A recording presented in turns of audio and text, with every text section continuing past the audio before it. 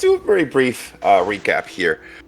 I believe so. Yeah, almost all of the group was right now together, right, and they were accompanying Fernos, right, in his Yeah. scamming spree in in the upper district. And I believe Fernos that you did actually amass quite a few coins, right? Yep. How much did you get again? I don't remember the exact number, but I have 324 gold now. Yeah, sounds about I right. know he gave me like 50 of it because I may or may not have started a minor fight. Yeah. And all right. So yeah, I think I think we might remember that. Yeah, you were being called like a slave servant girl, right? Sink back there in the tavern. Yep. And obviously, as anyone And then I made him shit would his have, pants. yeah, exactly. Which was a fair reaction, I think. Uh, so you were obviously very quickly kicked out of the tavern.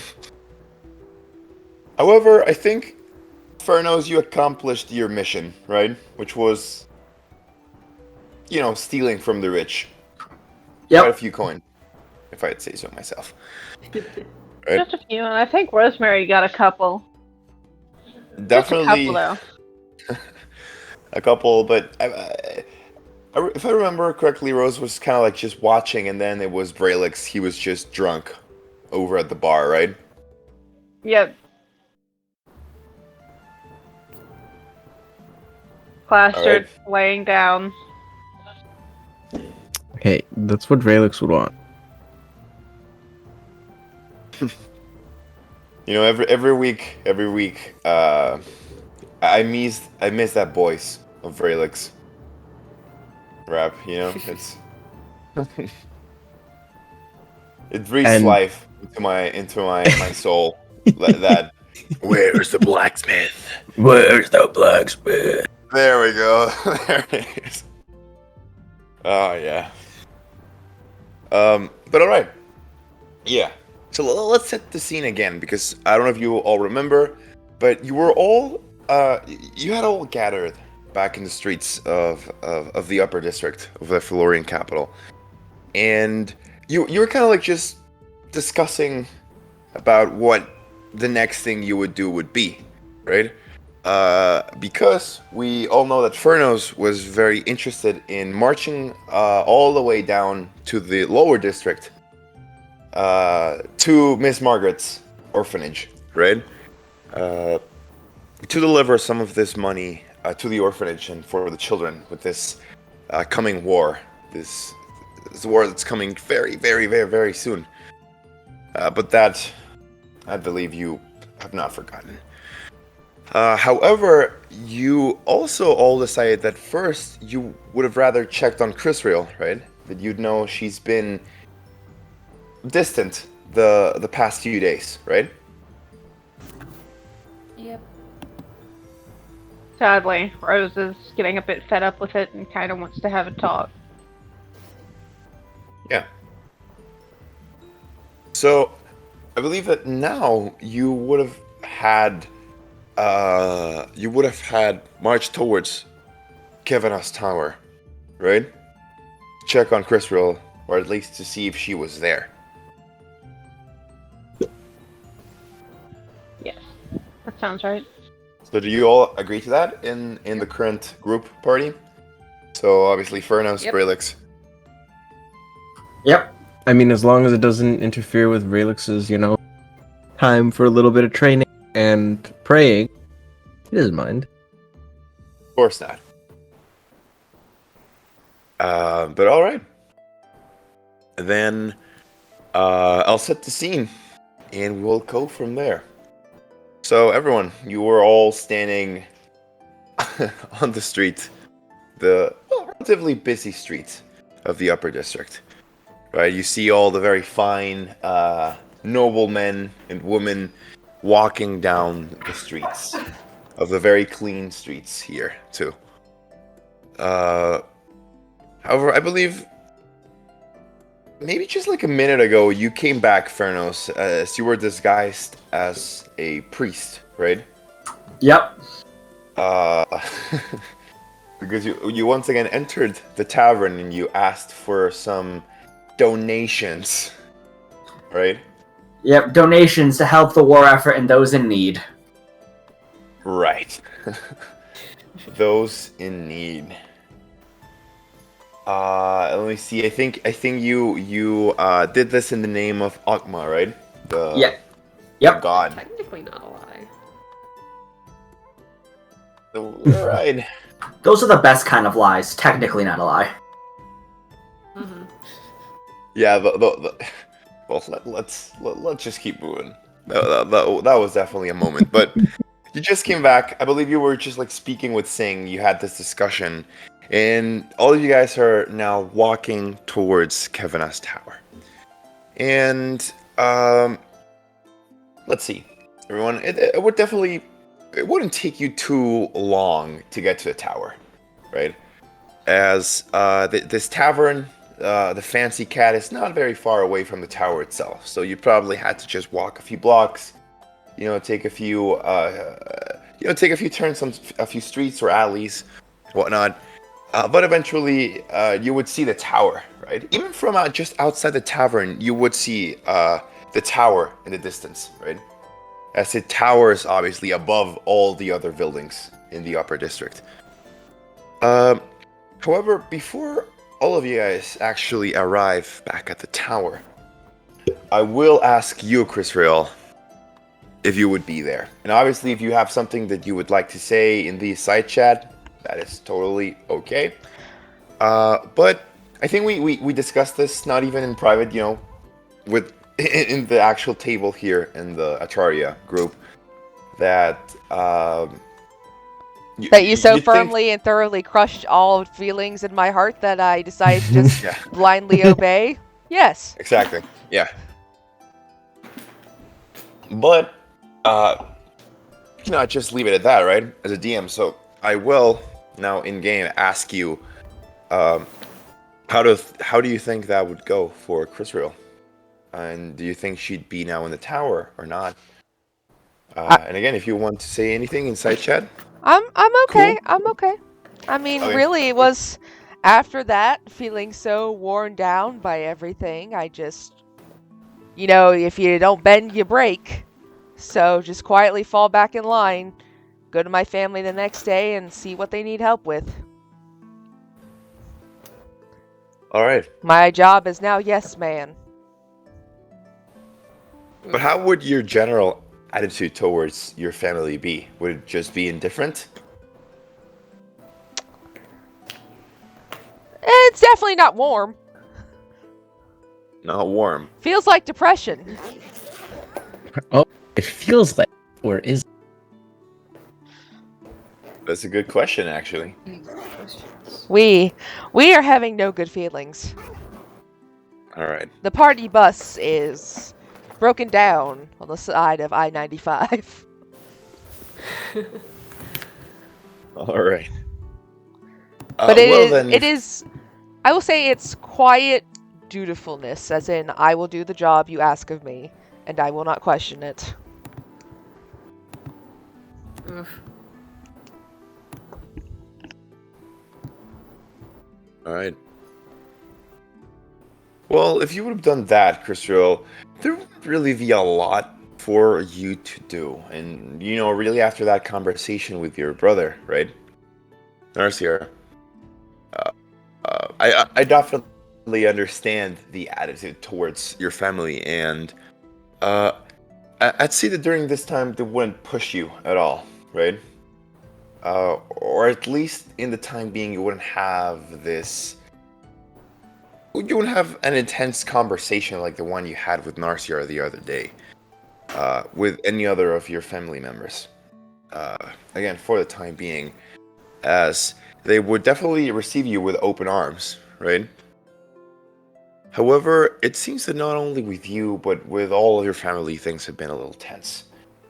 As well, the situation you're in is not pretty, right? Not at all. as you have your closer family close to you, but you know that the rest of your family and the Yetesh clan are probably still back there, right? In the Orleaf Woods in Dorvan. So it's definitely been hard on everyone, and it seems, especially your mother, she's been busy. It seems and this whole time that everyone else has been, just doing their own thing and spending their downtime efficiently, if we could say so.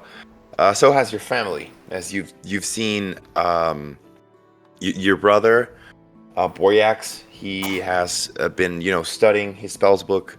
Narciar, much like Vrelix, has been, training the sword. As you know, they had a duel, right? A few days back. So yeah, he's been training that. Your father has been just mostly supporting your mother. Your little sisters, well, they've also been training, but they're still young, and you perhaps think that they just don't really understand everything that's going on, to the fullest.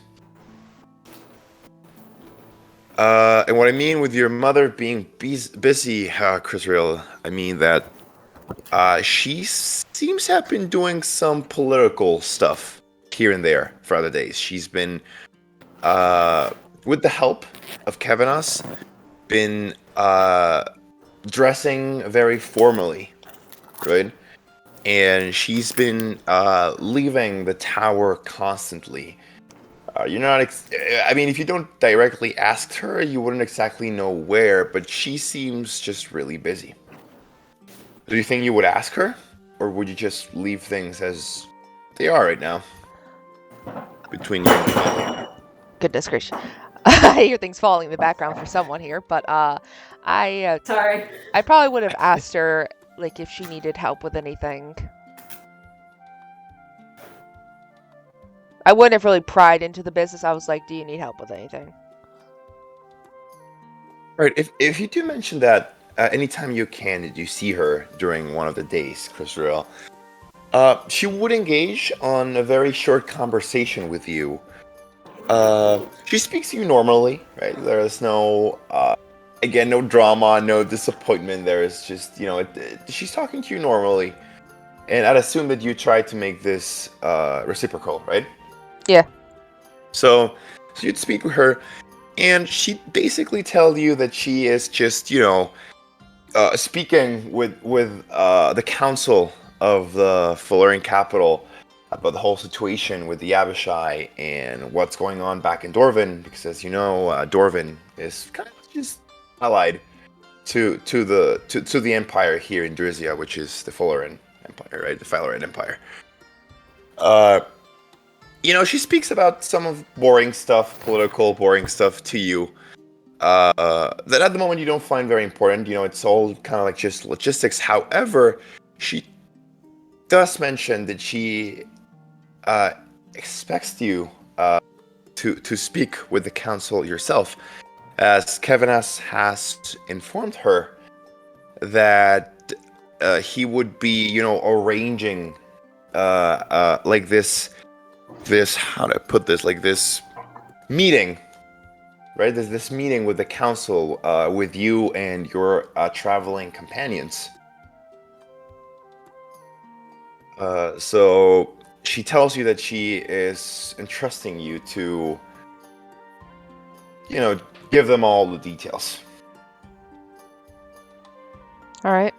If that's the case, then any other time I spend that's not really set on a direct task is going to be between training, doing the daily practices of the religion, and then working on putting all those notes together. All right. So would you try and maybe prepare a speech-ish? I'm not much of a speech person, but more it's make sure I've got all my notes together. Yeah, that you don't miss any points, right? Yeah. You want to get through. Get, All right, get, and make sure get the that as a player PowerPoint. you have them written down too, Lily. Oh, fuck, don't. Okay, wait, hang on. Now you told me I actually have to do something. Hang on. Oh no, yeah, because this Where will the be a fuck's my role. pen? This will not just be narrative. That will be a moment for everyone else too, by the way. So Okay, think so about what you. so I have to talk to the council and explain what? All right. Explain that we're fucked. Basically, Explain what the fuck happened. Really. yeah, If I you would. want to, me and you can get together tomorrow morning if you have the time free. I don't know if you guys are doing D&D in the mornings or not. Yes, we are. Okay. I don't go into work till 5. If there's some time tomorrow that works for you, me and you can get together and we can try to assemble some notes. Oh, buddy, nah, I got this. I got this.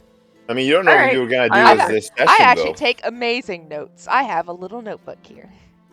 I That know is you something do. else. I was just asking and offering support.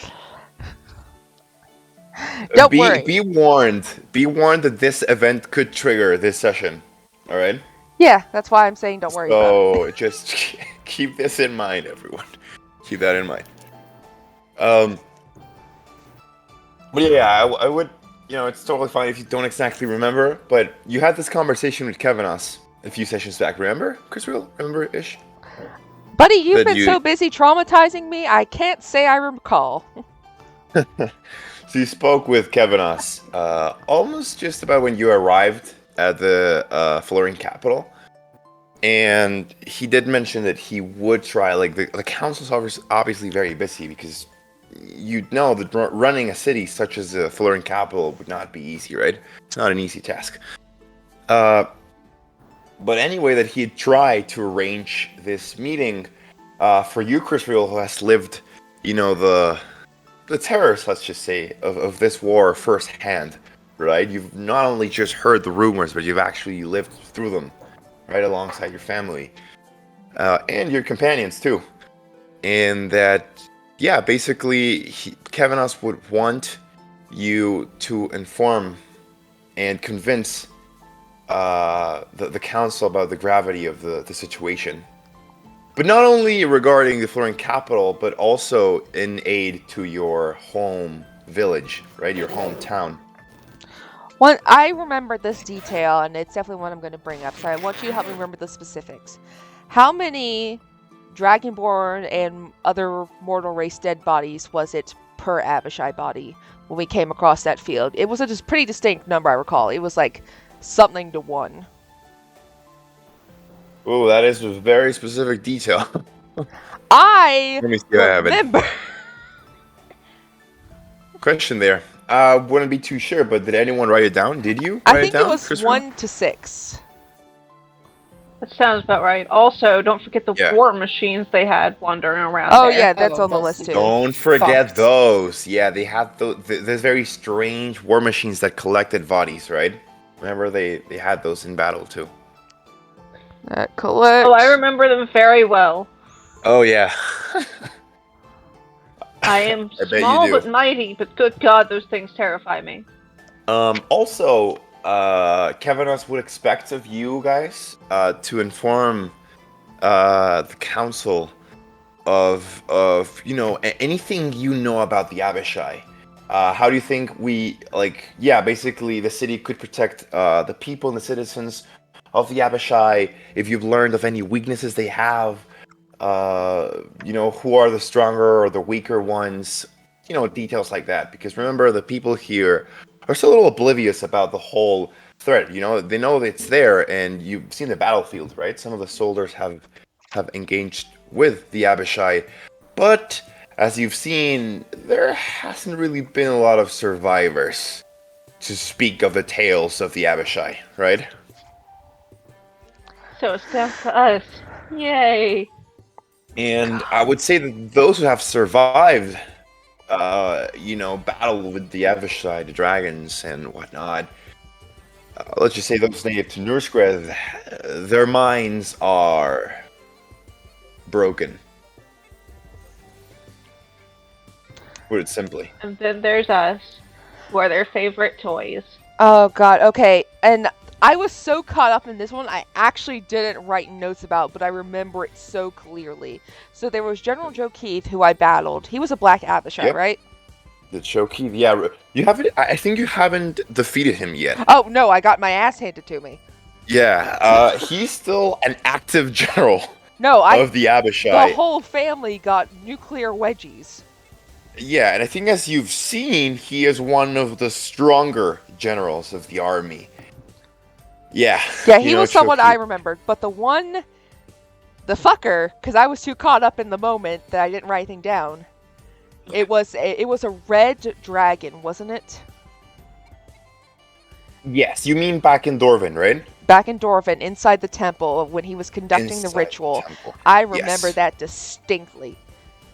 There was some unique Oh, yeah. feature about him. What was it? He was red. I remember that. All right. Let me just check my notes. Yeah, because I think you're speaking of Lord Nurirsar, right? You met him. You like he had announced his name. Yeah, it was a while ago. I though. didn't write that down Yeah. because I was very caught up in the moment of holy fuck, we're gonna die. He was a very distinct type of red dragon. Yes, He was distinct. he was huge. He was also like huge inside, right?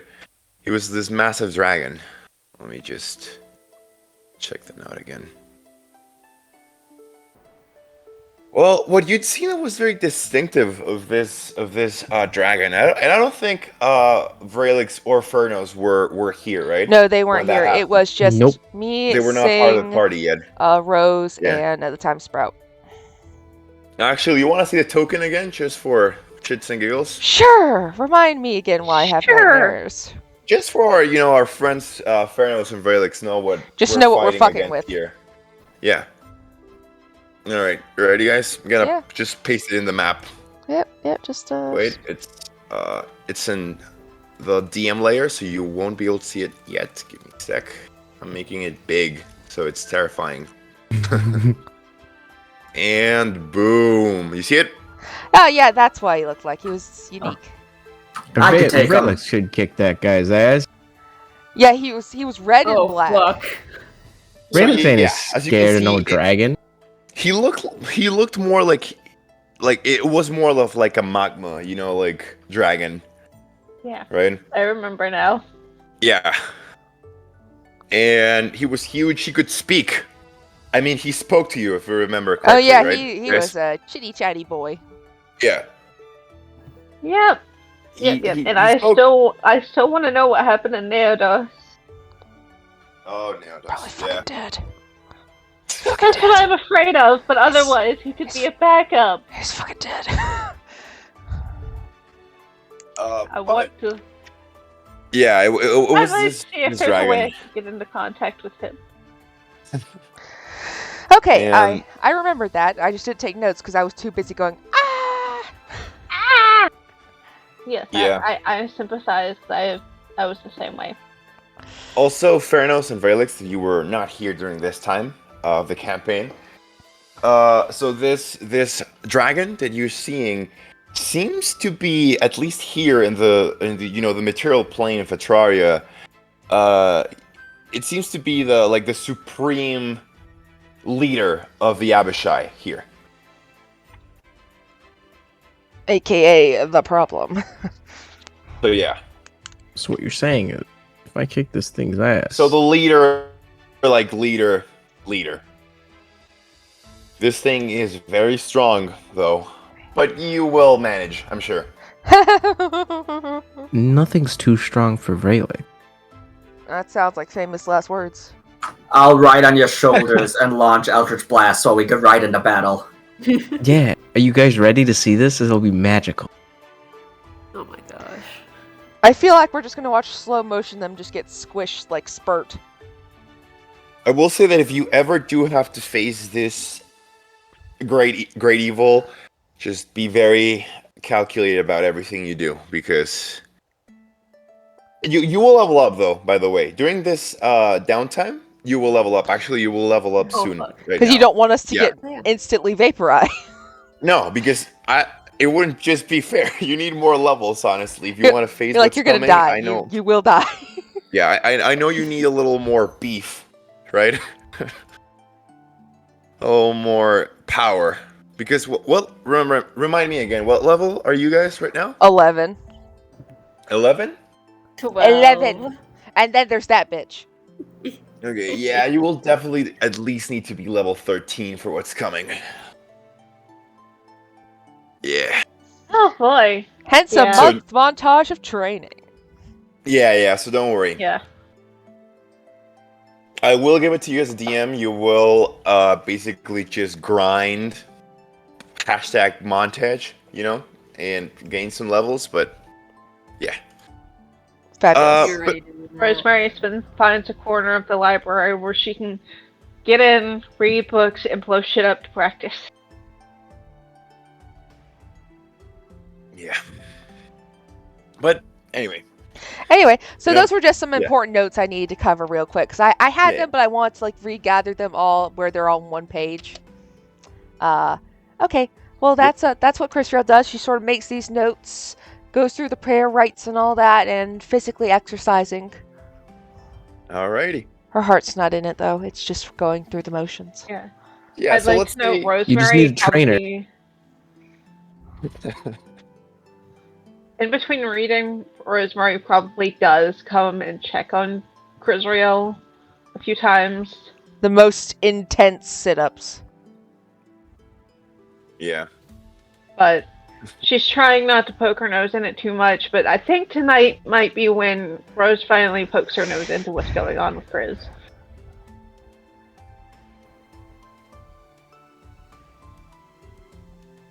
But alright. Actually, on the way to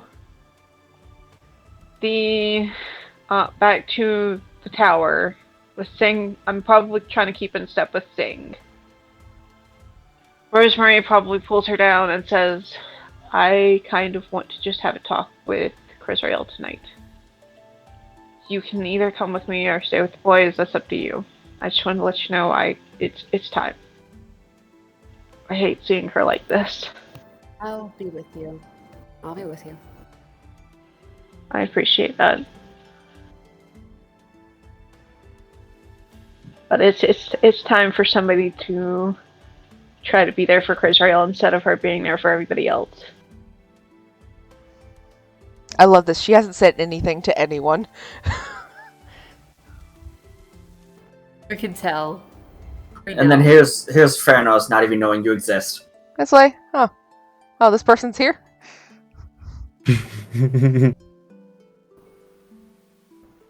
Relix just comes by like, hey guys, I picked up this stray. You found a random cat in a fucking alleyway.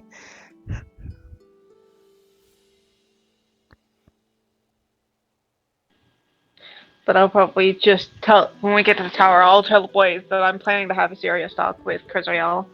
And if you'll give us directions to the orphanage, that would be great. And either we'll meet you there or we'll see you at the tower back in bright and early. Or whenever they return. Alright.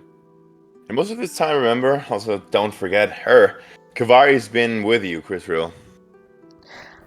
I have not been mean to Gabari at all. I even when she's like this, she does still follow that dutiful role and take care of her. She does the All same right. for her little sisters too, making sure everyone's fed and clean and comfortable.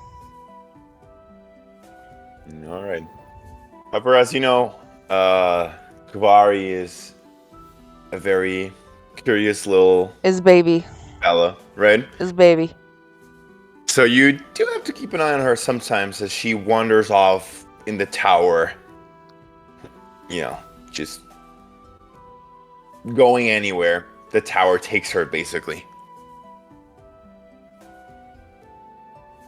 So yeah, maybe more than 3 times you've just had to follow her around, make sure she doesn't kill herself It's in the like process. little children are very good at trying to commit suicide. Yeah.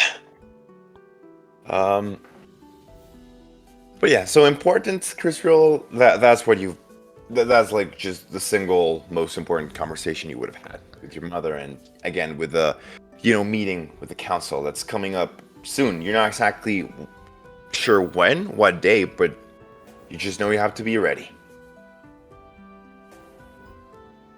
But back to you guys. You were walking towards the tower, and also you do eventually get there, and you're standing right in front of it, and you enter the lobby downstairs, and you see the very usual picture inside the lobby of this Adventurers Guild and Kevinus Tower. So, yeah. You remember the place, right? Oh, there you are, Brelix. Hey, yo, From it's when me. they fought. Damn, you're terrifying, dude. You always What? forget until you see his face, and then you're like, oh. Yeah. He's just a little teddy bear. How dare you? He's just a little guy. He is the He's a little birthday boy. I can't say I'm a little guy because I am 6'10", but you know. Look at that sunshine boy, Narcia, and then just you, Brelix. It's terrifying. I'm a good boy, I swear. I love it. All right. Also, I'm back. What are we doing? You've just entered the lobby of the tower. Okay. I'm So, yeah. going to just get directions from Fernos of where the orphanage is. But you're in the tower right now. First, remember. We're here to check on Chris Real. Real. Yep. Yeah. But I think this might need to be kind of a girl's talk, if you know what I mean. Yeah. Make No, it by all emotional. means, I want Frelix there. That's gonna make it perfect. Oh, there you go. I mean, if you want him there, and if he wants to come, he's welcome to. I'm just letting him know this is probably going to get emotional as shit. Relix has no need for emotions. He'll stand there and observe. Yep, that's Except the he rule. probably has emotions. I love your character so much. Yeah, he's great. I have only one emotion, and it's rage. me in a nutshell. I love it. All right. Yeah, so you enter the lobby, and as I was just describing, you'd see the very usual, scenario moment inside the lobby itself, right? So you'd see some, adventurers, some travelers that are inside, sharing tables, stories, drinks. They're all just spread out, right? And there's this little, there's this platform, this elevated platform here. That can be used as a little stage, and at the moment there are 3 minstrels that are playing music for everyone here.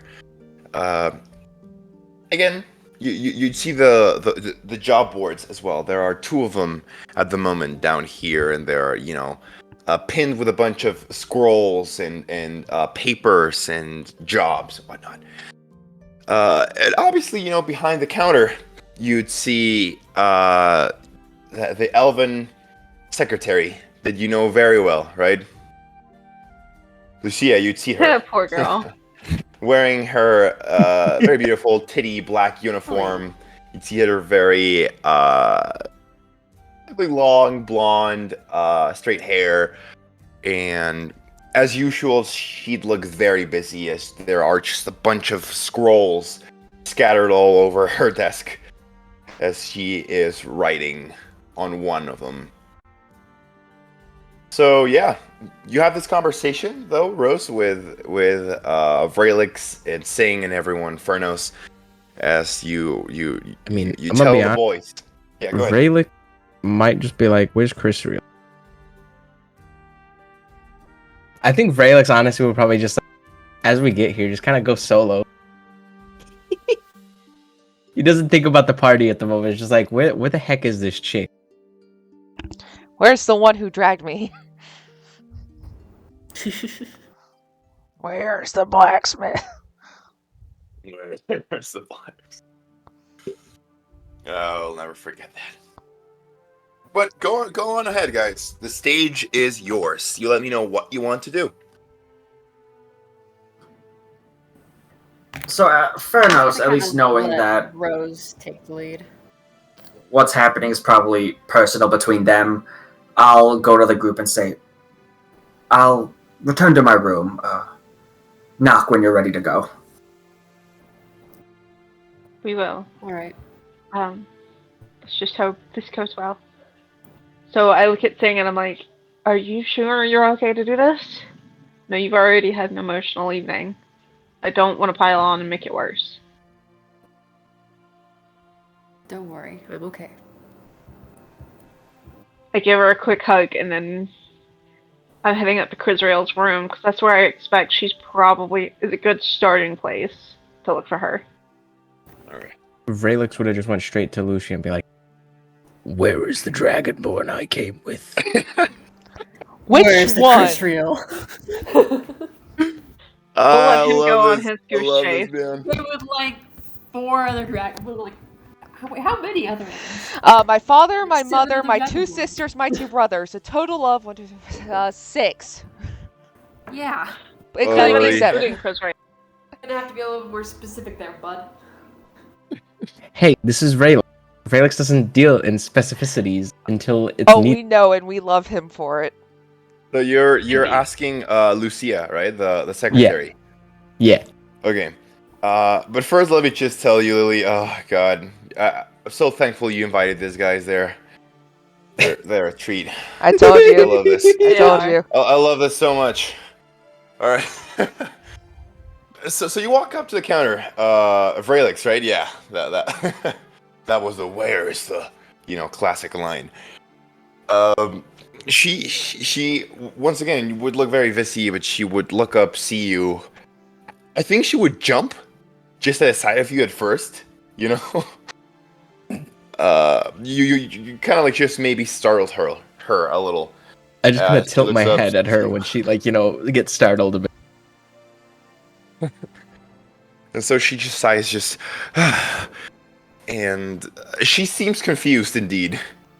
Like, what do you mean? She says, just tilting her head to the side a little.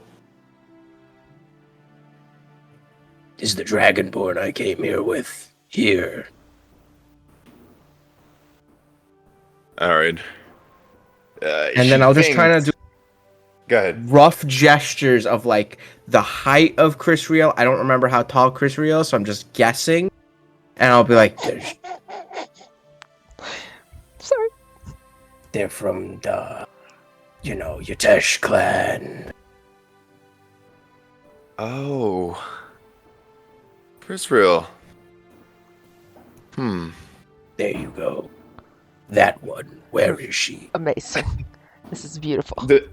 It's just as a side thing. So Rose, Sing, Furnos.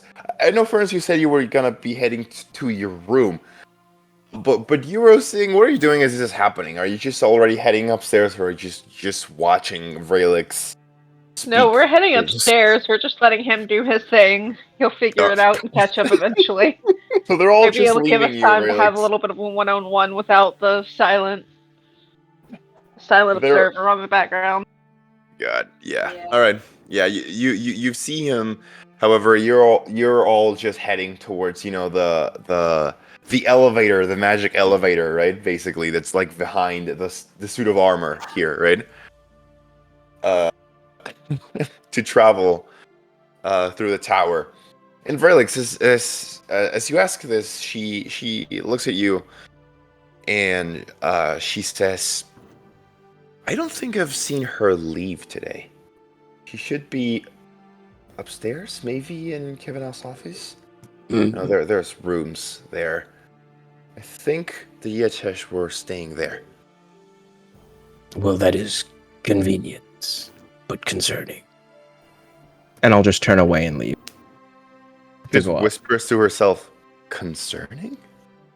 Like just what? But yeah, you're free to go ahead. And I just, go up to the magic elevator and be like, Crisrael's room. Just Alright. thinking about. But let's see. So, Fernos, you said you want to head to your dormitory, right? Yeah, I'm gonna leave them to have the personal talk with their other ally. Okay. And as you know, the dormitory is almost like the highest, right? If not the highest, kind of like just level in the tower.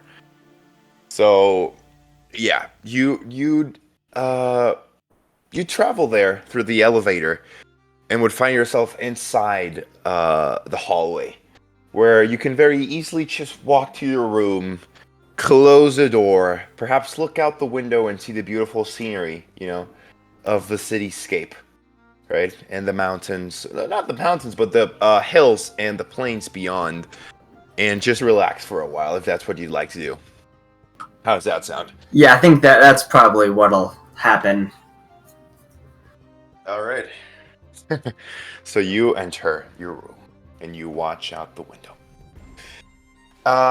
However, for you, Rose and Singh, which I believe just walked into the elevator a little bit before Vrelix, where would you go? So if you know the Yetish are staying there in Kavanaugh's office, would you try and travel there, Singh, Rose? Yeah, we'd be going up to the dormitory area.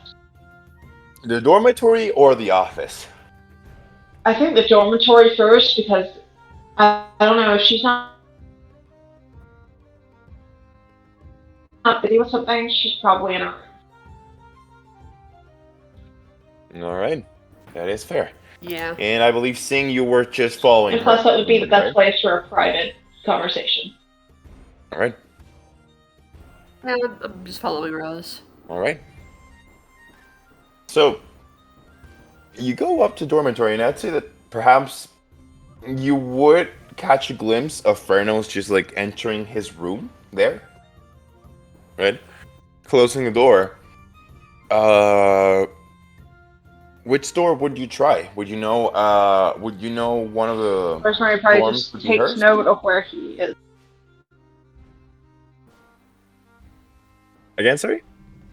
I was just saying Rosemary takes note of where his room is, but Okay. Sure.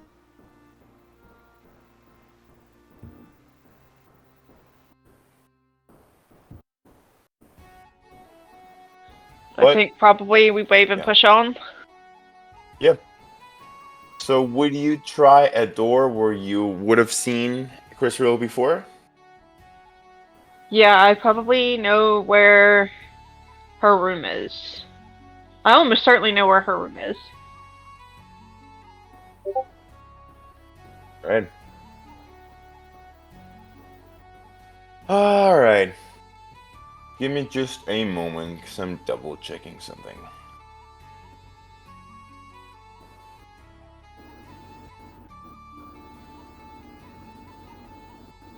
Okay. So you try the door, Rose, but it is locked. All right. So you'd probably have to knock to see yeah. if he's inside, at least. I didn't knock first before even trying the handle. I don't want to catch her unawares, so to speak. It's a bit too tense for that. That sounds dangerous. Right.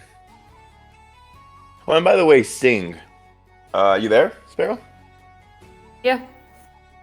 Using the elevator is just, exponentially making Oh, you no. feel worse every time you use it. It's terrible. Jeez. Rose you probably helps out as best she can, like rubbing her tummy, giving her a hug, rubbing her back. You see she looks very pale when she uses the elevator thing. After using it. We're getting to the point where I just keep a bag on my hip just to throw up into. Yeah. Rosemary's Alright. not afraid to try to help clean it out. That sounds fair. I can use prestidigitation to clean it. No. Probably helpful if it happens. For now, you're good, though. For now. Yep. But Probably gonna have to stand there for a minute till I get my stomach back where it needs to be. Then I'll follow Rose to when she knocks. all right. Yeah, you'd probably have to just like lean on like the wall for a moment, right? And take a few deep breaths. Rosemary's obviously gentle and waits for her. All right. Sweet girl. So you knock, Rose, and there is no immediate response. Like you hear nothing at all behind the door. Would you like to try again or do something else?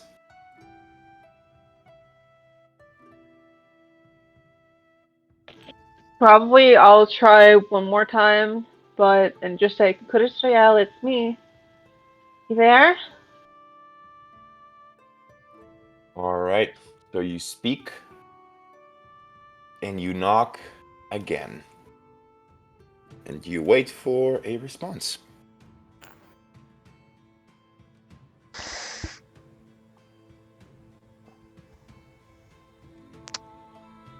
The door There's- doesn't open, but you do hear inside. I'm busy. There you go. And there is, Can and I I think help? you could tell there's the faint scent of incense.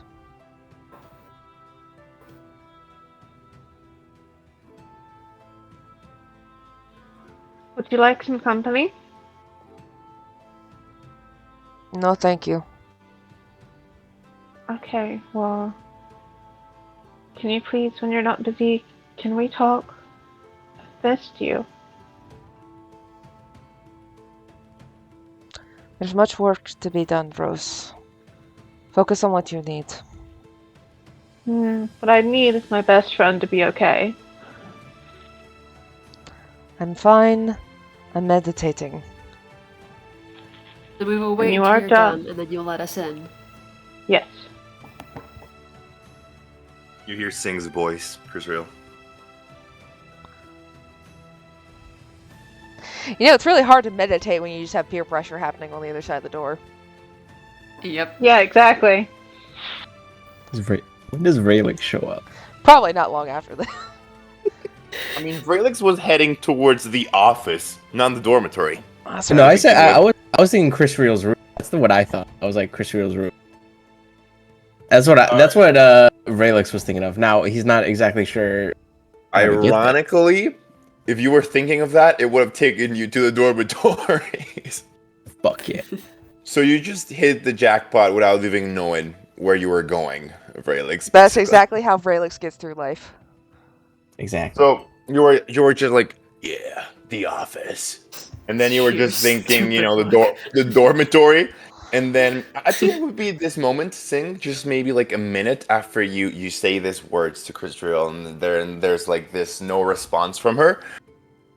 Yeah, you would hear this very heavy footsteps coming from the hallway, just boom, flip, flip. And if you would turn your heads, you would see Vrelix. Yeah. Have you two found Chris Real? We have. She's busy meditating. Is that so? We're waiting until she's done. You just hear the longest sigh happening in the room. Yeah, I think you would hear his very deep Batman voice. I hear the deep sigh. Is this something that I could actually hear? Yeah, That'd be great. probably. It's not quiet. It's just.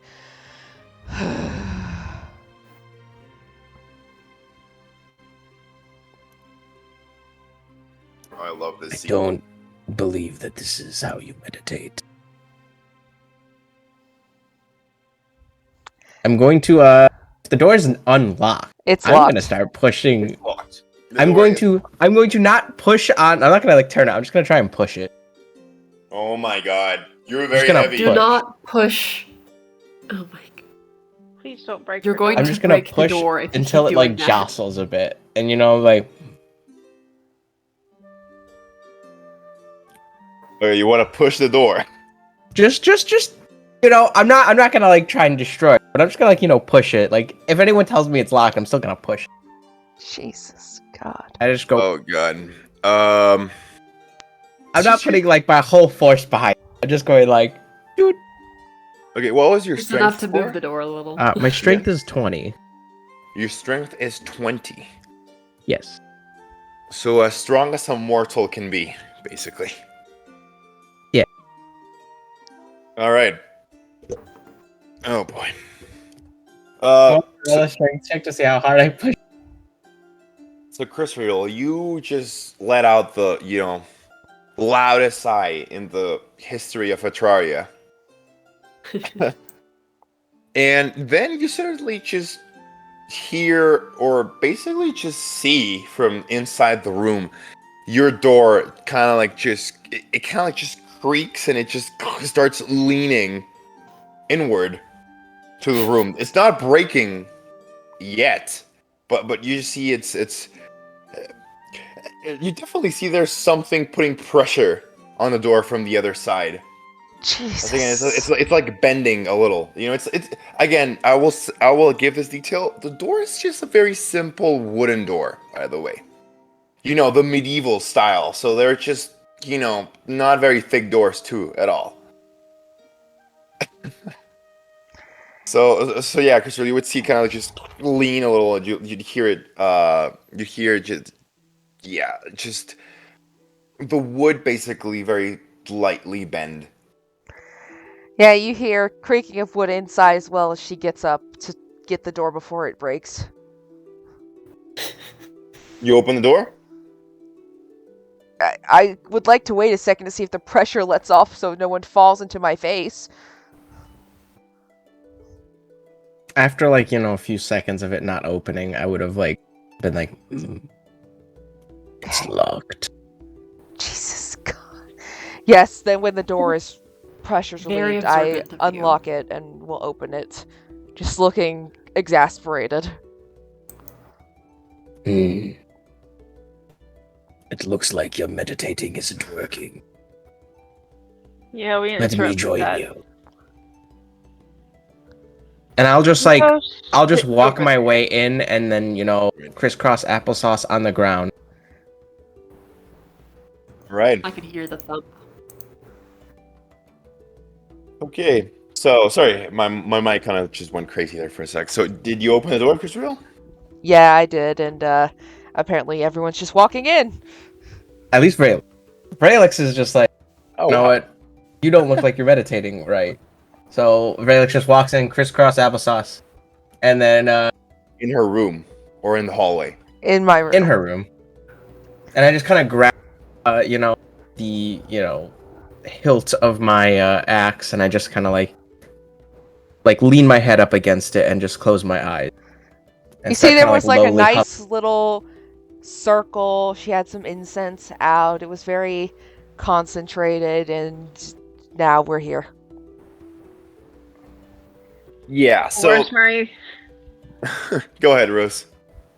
I was just to say, Rosemary, the first thing she does, she sees him do this, but she just walks up and grabs Chris Reel's leg in a giant hug and does not let go. I'm standing on her foot, so she cannot get rid of me. All right. And you want to see a picture of the dormitories, guys? The rooms? Sure. I forgot I had one. So I'll show you. All the rooms are roughly the same, so yours would be very similar, Frenos. So I will send it. Give me a sec. Since Roll20's being a bitch right now, I'll just send it to the chat. All right? Okie dokie. Okie dokie. All right. Sending it.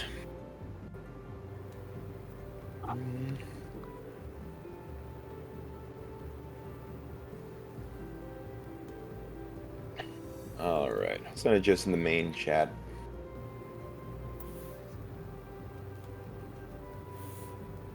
There it is. There. So if you can see the sketch. Yeah. You see it? Very nice. Oh yeah. Frozen. Yeah. So you can see the top view thingies. So you can see roughly the size, right? And the desk, and there's the window, right? I mentioned the bed. Right? So it's nice.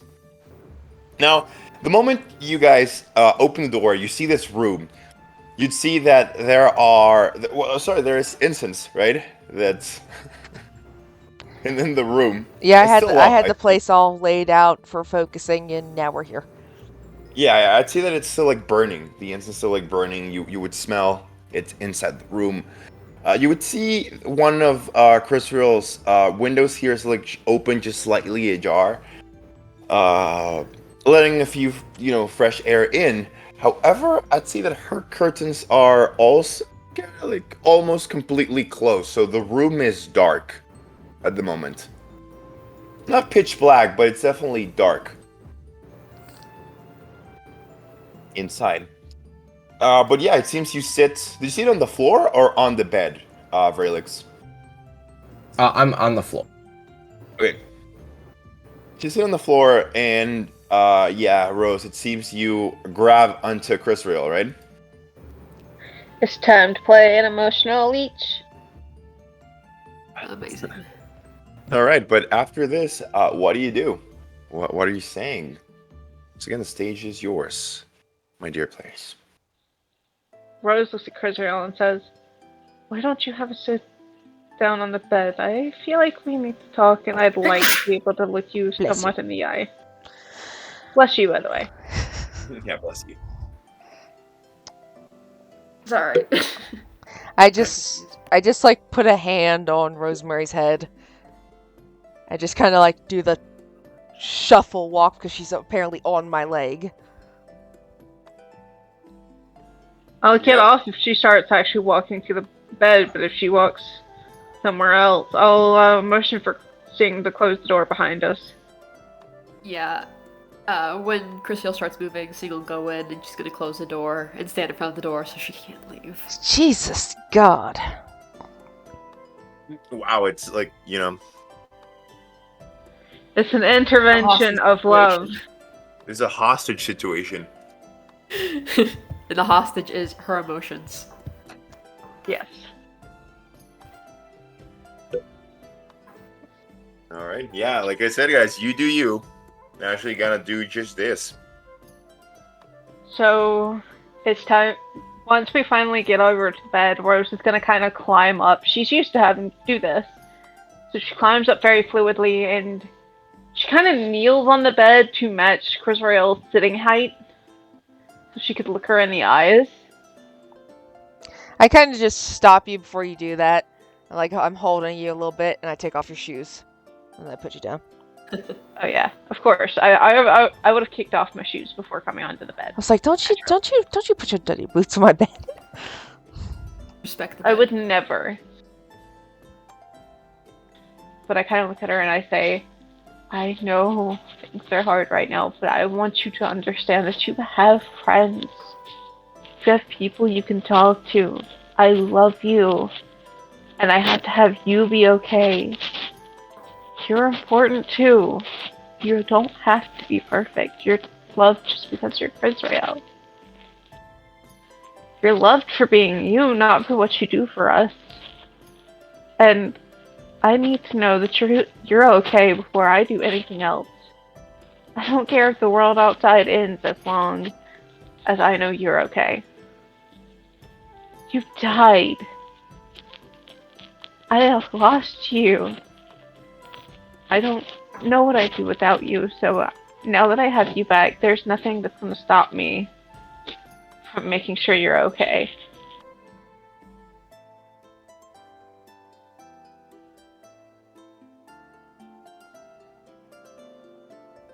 You just see a lot of long blinks because you honestly just came so far out of left field so quickly. I feel like I have whiplash. Yeah, that was a lot. You went from 0 to 500, and it's just kind of. Yeah.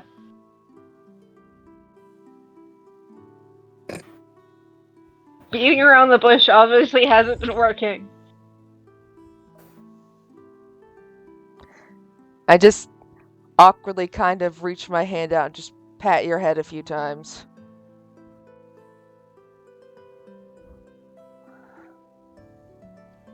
Don't comfort me. Talk to me. You seem to be under a lot of stress, and I think you need some sleep.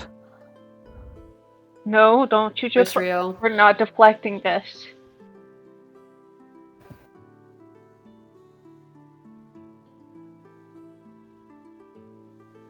Sing, do you want to join in? I'm like leaning on the door, like looking at her, but it is a very like serious look. Israel, what Rose is trying to get at, I believe, is you have been struggling severely. And we need you to be able to open up to us like we open up to you.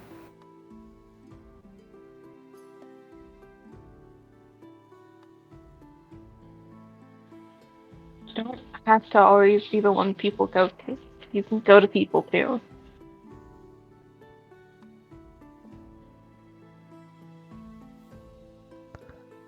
Pat, pat, pat, pat. I've like just kept patting your head.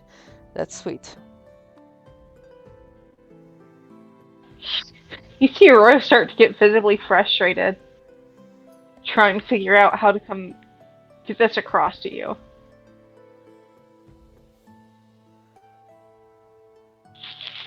Chrisrael, I don't even know what's going on with you and your family, but I know things were not okay before. You know, I've always been a little bit at odds with them because of the way they've treated you, and now they want to act like everything's okay, and like everything didn't just change in the blink of an eye. And I know that's a lot for you, and I want you to talk to me. I know you need to get some of this out. I'm here. I'm willing to listen. I love you. And I give her a big hug.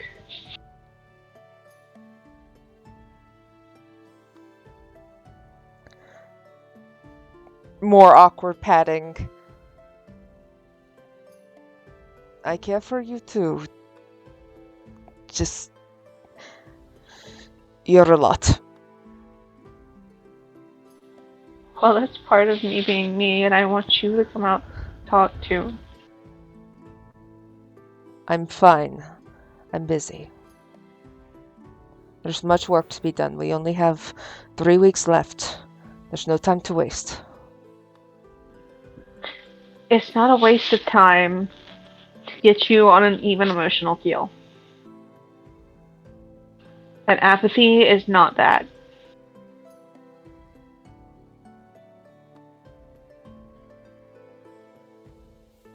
Just shaking my head at her. Your concern is appreciated, but misguided.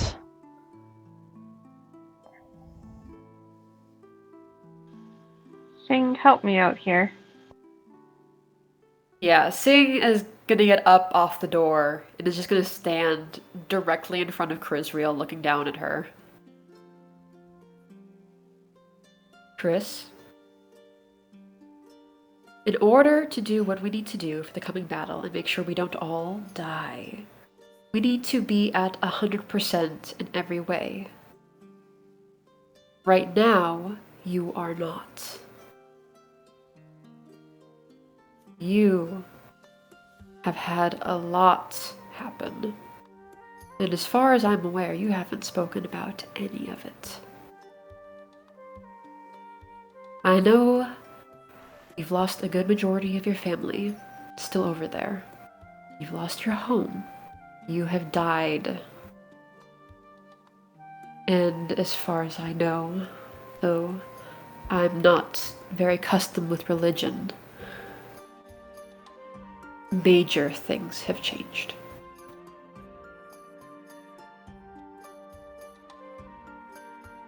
I understand how you feel for 2 of those.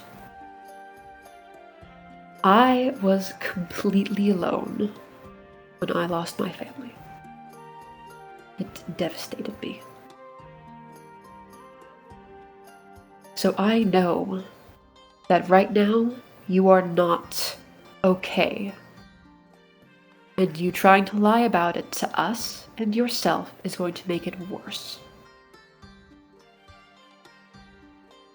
So you can either talk to us and we can help and work on this, or you'll be sitting out.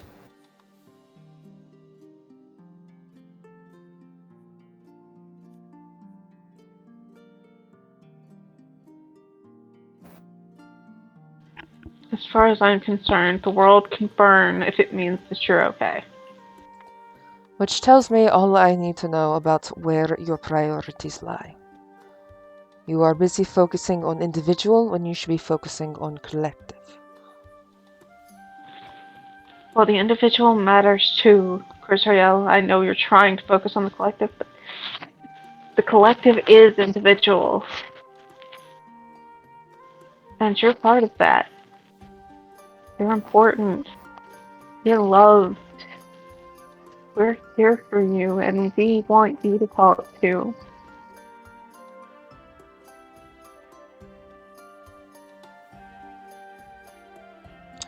Again, your concern is appreciated, but I'm fine and I'm focusing. We have a meeting planned with the council soon. I have notes. I'm put slapping together. Chris real. Whack. Just open palm across the face.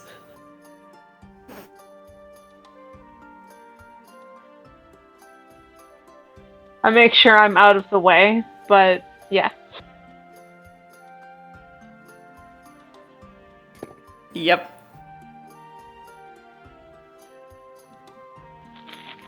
You're important too. God damn it, Chris Rail. We love you so fucking much. I know you're under a lot of pressure, but you are not the one who will win this war. It's all of us, and we all need you to be okay and to talk. This is not all on your shoulders, no matter how anybody else has made you feel.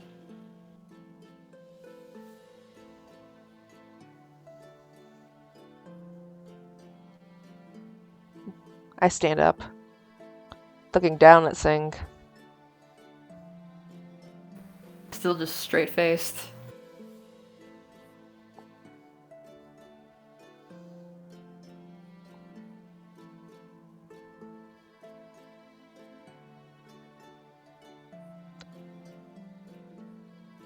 I expect you to all have notes prepared when we go see the council. As I walk past you. I am grabbing you by your tail. Contested strength check, buddy. Oh boy. I'm hopping on the back. Wow, you really I are knew I should stand resisting, in front of the Chris Real. door. We are forcing her to talk about this. This is not about that. And is Raelix just? Raelix, Yeah, have he's you just- been he's just sitting there? meditating. Raelix is watching? listening Yeah. in as he's meditating. I don't think you can do both of those at the same time, buddy, but okay. Okay, strength check. Ah, shit, my strength isn't very good. Yeah, you're the Okay, Check or attacker. save? Before you do this,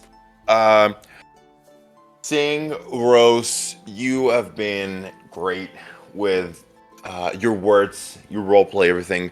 So at this moment, I will award you inspiration point, both of you. Yo. Thanks, we'll All right? need it. Yeah.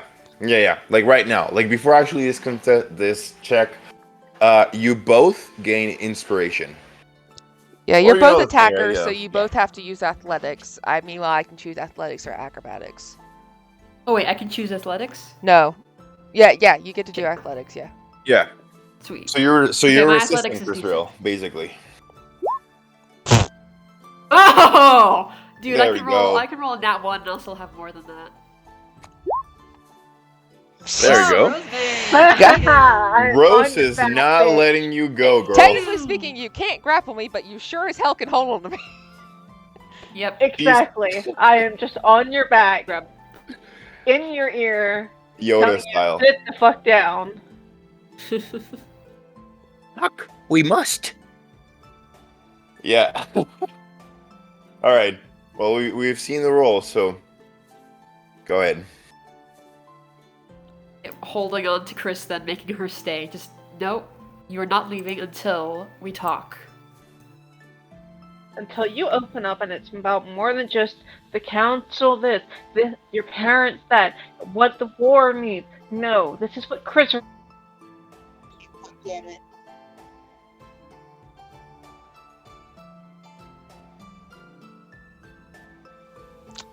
Can I do that?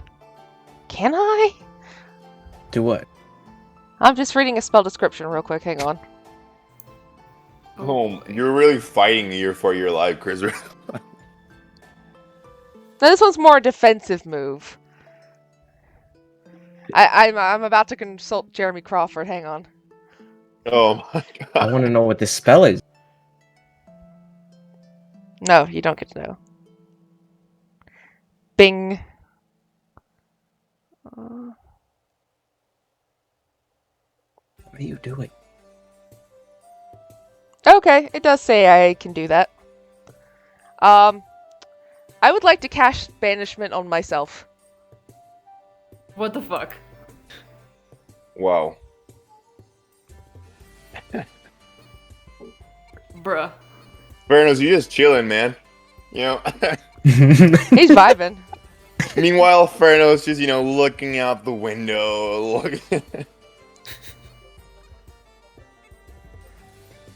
Okay, what the fuck did she cast on Wait, herself? so She's just gonna disappear into a demiplane.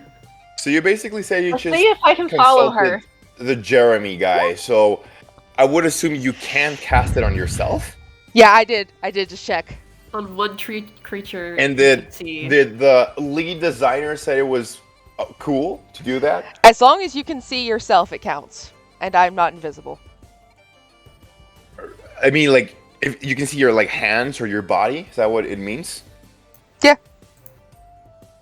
Alright, let me just one creature you can see that. I mean, yeah, you can see Sage within advised Jeremy range. Crawford from Q4 2016 confirms that if you're not in your native plane, you cast banishment on yourself to return there, albeit otherwise random location. Israel, why are you going this far to avoid your feelings? It's impressive, really. You're wow. It is. And I'm doing Wait. my best to try to follow you, but I don't think I have No. anything for that. Even if you did have banishment, I think you would go to a different demiplane. No, I'm just going. Yeah, I'm just Oh, going shit. to my own little harmless place for a minute.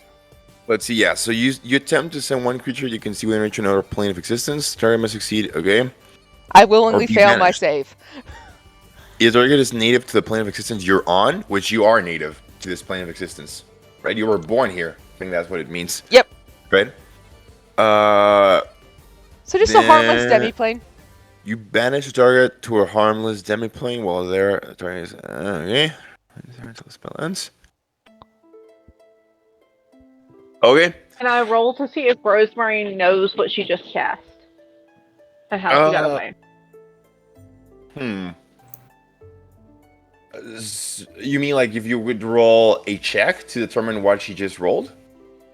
No, just to see Sorry, what if you I cast? know why Chris Royal just fucking disappeared. Yeah, like no. So Like you identify the Arcana. spell. In this case, I don't think it would be Arcana, more like religion. Can I see if I can tell where she is? Or why she just fucking disappeared? Go ahead and roll Well, a religion the- check. And the components for this, one of them is verbal, so you probably might hear her speak the spell. Israel would have to chant, yes, to cast the spell. And an object distasteful to the target. I'm just curious. Christopher, what is that item? Well, I think I know, because but I have what a is holy it? symbol. Yeah. As for identifying a spell, it actually is a rule in Xanathar's.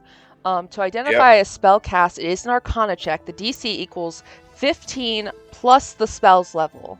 So it would be a DC 19 Arcana check. So it is an Arcana. DC 19. Alright. All right, we'll go by raw. We'll go by raw. So then re-roll that. Just be an Arcana check. Nope. That is incredible. Wow. I have a Alright. +8. So, yep. Sadly, you have no clue.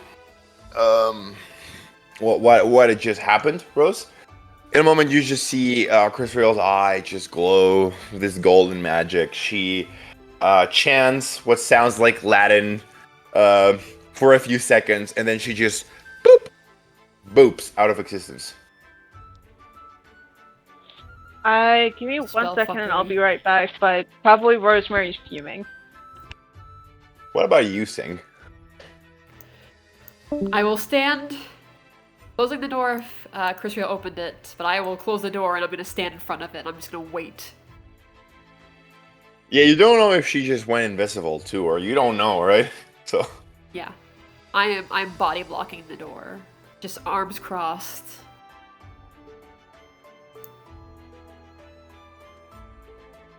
all right. Then Chrisreal. Let's see. Chrisreal, you know what? Why don't we make this fun? You know what I mean? I think you know what I mean, right? No? Chris Real? Oh, I had my thing muted. Whoopsie. She's gone. Whoops. Roll a D100. I don't know what this is doing, but let's have some fun. Da, da, da, da, da, Oh, da. no. Okay. And she's teleported back to the Citadel. Oh god. Oh god. You know, I thought she'd be back by now. So 60. Okay. Roll a 1D. Actually, a D100 again. What the fuck is happening? 54. I don't know what's happening. All right, Chris Real. So you cast a spell, and for a few seconds, you open your eyes, and you are inside what would be a demiplane of your own, right? Is this of your own creation too? It just says a harmless demiplane, so I don't see why not. Then I would ask you, how would you like this demiplane to look, or what is in there? I want to say it can't be massive, but I'll give you the choice of It's the general aesthetic of the place. it's probably a small temple, I imagine. Couple Okay. pews, you know, the altar, a little fountain in the corner, very peaceful. All right. Yeah, but I mean, also remember this is a place where your enemies are teleported if they're from that native plane, right? Yeah, if it's So- harmless, it's more like, you know, then they can feel the judgment of Bahamut or whatever. Now it's it's Sit in the it's corner it's a thinking about boring what you did. temple. All right. Give me a sec.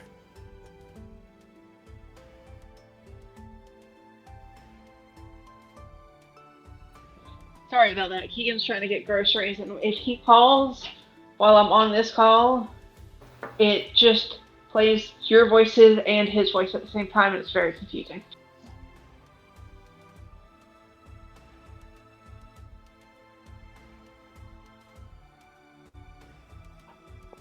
I have no clue what's happening, but I'm a little concerned. Why are you concerned? You have Raelix sitting in your room. Yes, the Yeah. epitome of comfort. He will talk when he is needed. All right. When you come back, you know you're in a shit ton of trouble, right? I'm If back. I come back. So, Israel, you are, for a few seconds, you open your eyes and you recognize this place that you've created in your subconscious, right? This small demiplane of your own. However, the scenery around you very quickly shifts. What looks like the blink of an eye. And you no longer hear the relaxing, flowing sound of the water of the fountain or the altar in front of you.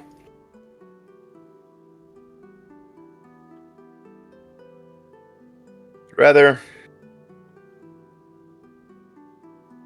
you find yourself in what looks like a desert.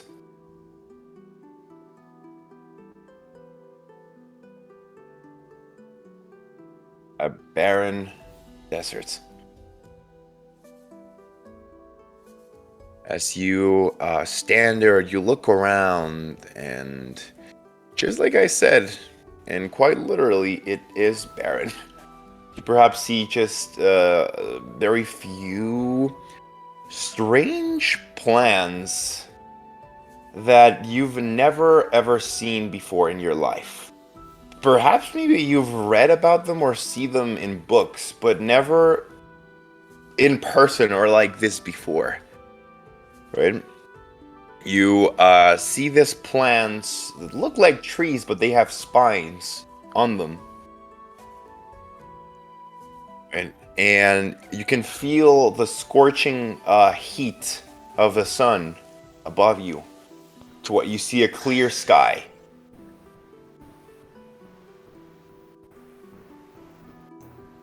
Would you try and move, or would you just like stand there? Yeah, again, because you're in what looks like a very barren, scenario. There are dunes around you, though, so there are like these hills that are created by the sand, and the dirt, and you can see that around you. Let me check something real quick.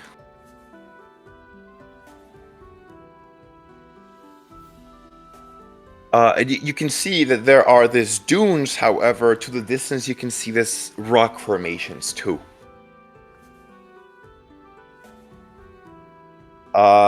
Some are very like steep, and there are very tall like pillars. So they're all very different in shape. To your knowledge, they look very much like mountains, maybe, or hills, but they're just rocks. So again, Christopher, what would you do? Would you like just stand there for the time being, hope this just goes away, or would you just move? It's like move, yeah. It's definitely one of those surprised Pikachu faces, because boy, this wasn't part of the plan. All right. But then it's kind of like, did I pass out? Was it all a dream? As I will go towards one of the strange plants to just kind of, poke it. See if let's see, green. Is it real? All right. You poke it, and it is physical. Yes, like you poke it, it actually stings again. So this strange plant trees things have like spines on them, right? And they're kind of sharp. Not terribly like a blade, but you definitely feel the sting there. Yeah. However, time is passing by very quickly, so that's why I'm asking if you would just kind of like move or look around or do anything else. If not, it's up to you. If you're The only leaving or other staying thing here, I or you're see not is here. the ruins. I want to go walk towards those. I'm just like, I don't know what's happening anymore, and now I have questions. They could be yes, they could be ruins. However, some of them just look like rocks. Like they have no let's just say shape, as if they were part of like a civilization, but just part of the ecosystem. That's the only landmark I see, so. All right. Yeah. And remember, there are these towering hills almost. They're made of sand, these dunes.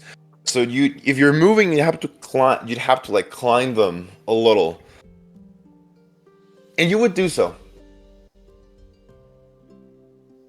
And then you see something interesting, because there was this massive dune that was almost kind of like just covering your view from beyond, to see what would be basically beyond your general surroundings. And the moment you reach the top of the dune, you would see a small village at a distance. Maybe like 100 feet away from where you're currently at. It's a very, very small, not even a town. It's basically just a collection of very small, very simply built buildings together, right? And they're made out of this very smooth sandstone, and yeah. Again, they're very simple. They're almost all just like they have a square shape, right? And you'd look at this village, or at least what you're guessing is a village, and you would see moving creatures in this village. I'm And obviously walking towards it. yeah, okay, then you walk towards it to get a clearer view, and you would see that the villagers seem to be Abishai. Drop it. It's like one of those things where you get close, you're like, what the fuck? And then it's just, oh shit, hit the sand. All right, yeah, so you're kind of like stuck, and you see that the villagers are, but they're not just the Avishai that you've seen here in Atraria, which are just all massive and warriors and violent. You see Avishai live normal lives. You'd see women and children. The Abishai are mostly blue colored. I mean, their scales, of course. Well, blue is usually desert, so it makes sense. You'd see their wings and their long tails. And they seem to be just, minding their biz. Some of them are carrying, give me a sec. Gotta check the word for that. All right, that's it. So basically, some of them are carrying like vases on top of their heads. Some of them seem to be trading in what looks like a small market at the center of the village. However, you'd see one of them, Abishai, looks younger. Not quite a child, but not either like an adult, maybe like an adolescent. Abishai, you see, kind of looks at you in the distance.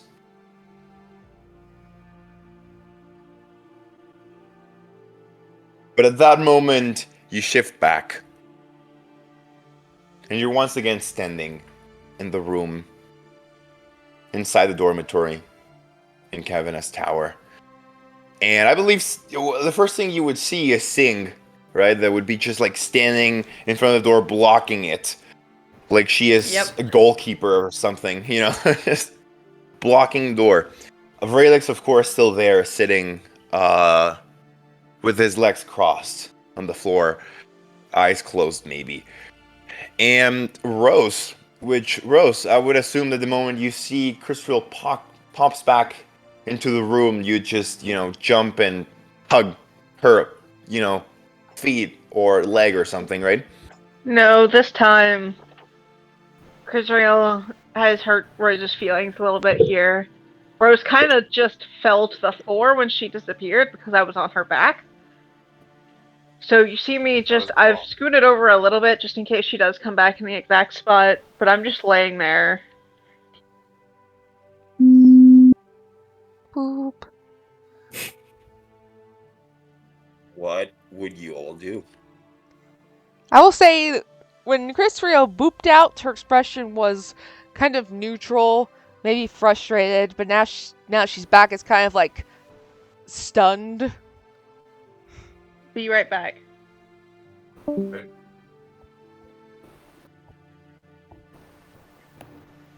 Yeah, seeing, looking at that. Where'd you go? You see there is sand on her boots, by the way, Sing. Yeah, which is strange, because I'm pretty sure we are in a fairly Mediterranean area. Mm-hmm.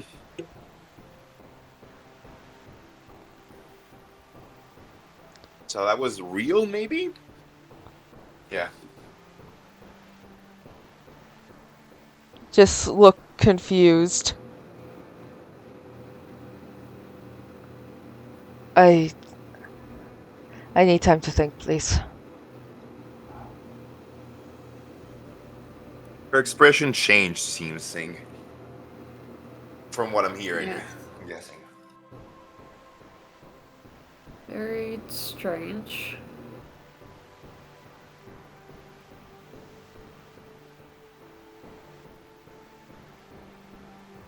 But I think seeing how shook up she is, yeah, Sing will go and she will pick Rose up.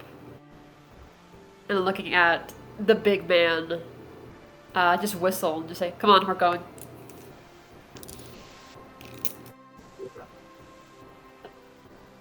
Okay. I'm not going to respond. I will just continue to sit there.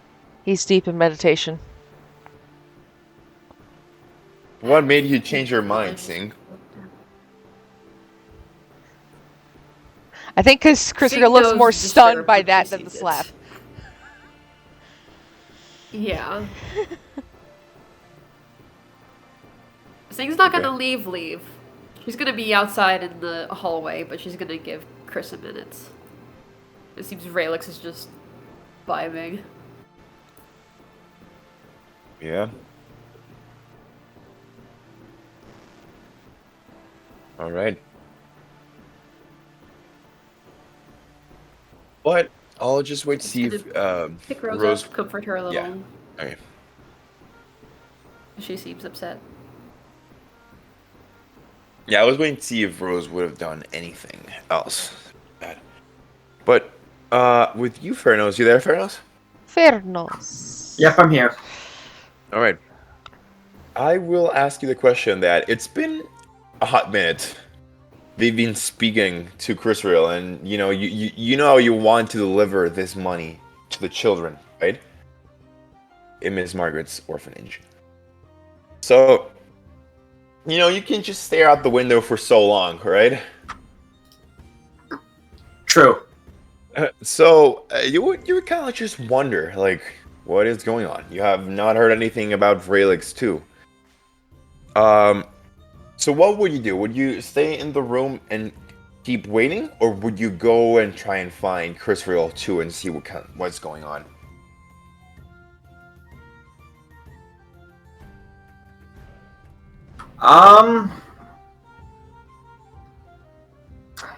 You know what? Just because I kind of want to, I am.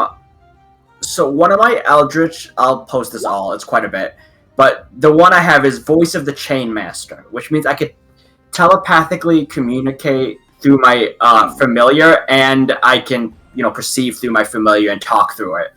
So instead of leaving my room myself, I will summon my familiar from its little pocket dimension that it's been in. Which, because I am of the chain, I'll post that as well. Oh boy, I can't wait for this. Okay. It allows me to pick like a few different extra forms. What kind of form you got? Okay, I want it to be a pseudo dragon. Cute, now, cute. Ooh. Can I make its appearance a little different than like a traditional like dragon? It'll be still okay. Yeah. I want it. It basically is going to look like an axolotl with wings. Ah! Whoa. So an ajolote? Yep. I guess so. Why I'm not even gonna try and pronounce it in English, but why an ajolote though? Like they're so cute. Yeah. Agreed. So because my patron is a Mareed, which is a water genie, so I thought making it more like aquatic themed. I love it, man. Does it have like little wings? Yeah, because it is a dragon, so it's like an axolotl that can fly. This is great. That is yes. This is the flavor we're here for. Exactly. This is the flavor we're all here for. Yes. And his name is Apollo. I love it, man. and I was thinking how I came up with Apollo. I was like, what could I name him? And Nick was like, my brother Rap was like, we're thinking of Axe body spray. I'm like, what are the scents of Axe? Apollo. That works as a name. I love it. All right. So you summon your little beast. I love it. That's so much like it's great. All right. Yeah, you summon your little alebrije, I would call it. You know, this little this beast, this pseudo beast, and yeah, you can send it off to look for Chris Real and the rest of the gang, if you so wish. Yep, I'll look towards Apollo. I'm like, go find my the group I've been traveling with. There's a big dragonborn with them. You can't miss them, and I'll send them off while also perceiving through its eyes. All right. It will just, it would nod its little head, and it will go off. All right. I would say that. So, you would know the general direction, right? Or place where you think Chris Real would be. Or would you not know for her? Because I don't know if you had interacted with her a lot. Not really, right? No, but I'm sure I knew of her. Like, I've heard of her, but just haven't talked with her at all. Okay. Then you will probably have your little dragon, Ajolote, just, basically travel the tower for a while. And I think that will be a good excuse as why it came so late, right? To the dormitory in this scene. So, I would say that it takes a little while for the little creature, you looking through its eyes, to look for her until you eventually, see her in the dormitory, or at least you find her, I would say. Maybe, it was flying around there and you would hear the voices, right, of your companions behind the door. Indicating that they're there. However, I think the door is closed. Right? Is it? If it's, I think. I mean, depending on when they showed up, Sing and Rose would be out in the hallway. Okay. So I think Rose, you back? I see if Ellie's there. I see her there, right, in the chat. I think. So Ellie, you there? I don't know if she is.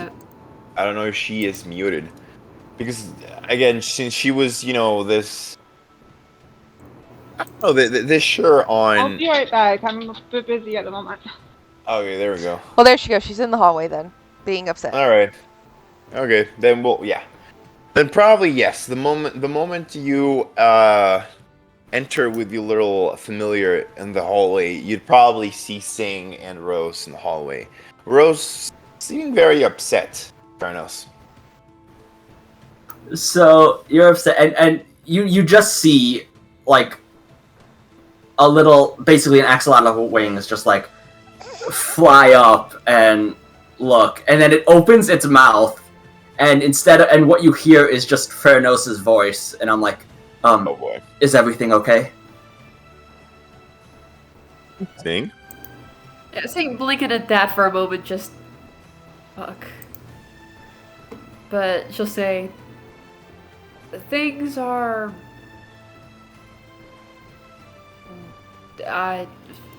not great, but not horrible. Well, in times like this, that's sometimes the best you can hope for. Yeah. Just thought I'd check in on you. It has been a while. We're working on the issue still.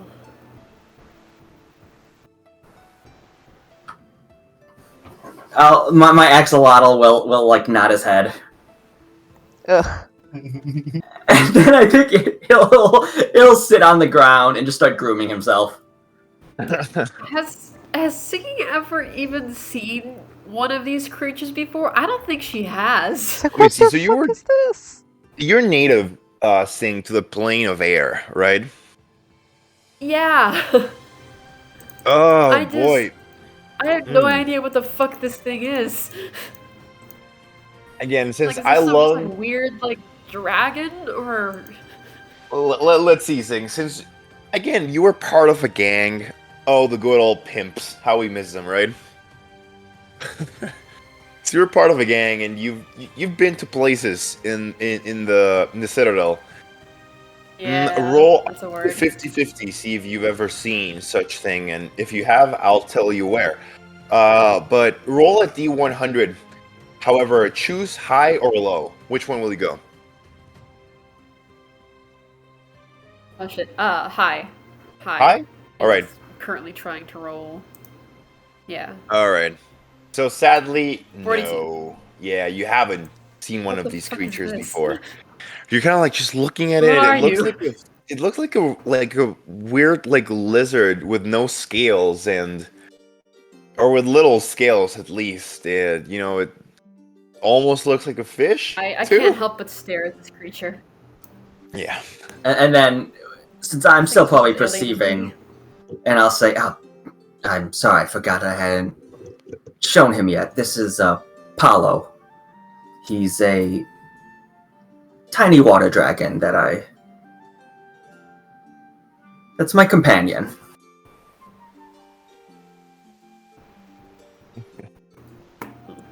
Bears. So he is a dragon.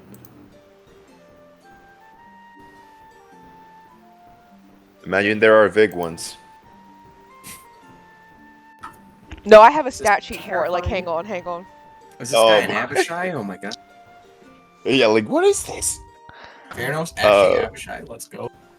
But well, it seems Chris Real is still inside her room, right? There was no much. I mean, I'd say maybe a little, but not much progress. And then she used her magic, and then she now looks even more confused than she was when you first entered the room, right, Sing? Rose? Yeah.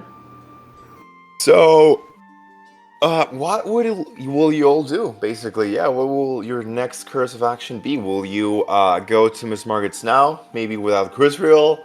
Would you guys stay here? Will you still accompany Furnos? What is everyone thinking about doing right now? Okay, so is Crisrael just gone? No. No, Chris Real's still So, inside the Chris Real had room, a but I think the moment. door's open. Yeah, go ahead, Sing. You tell her. Yeah, Chris Real had a moment. She looked very startled, I can only say. So, Sing's giving her a minute to process what happened while she was there. So she picked Rose up and basically just walked into the hallway, closed the door, and is just waiting for like 20 minutes.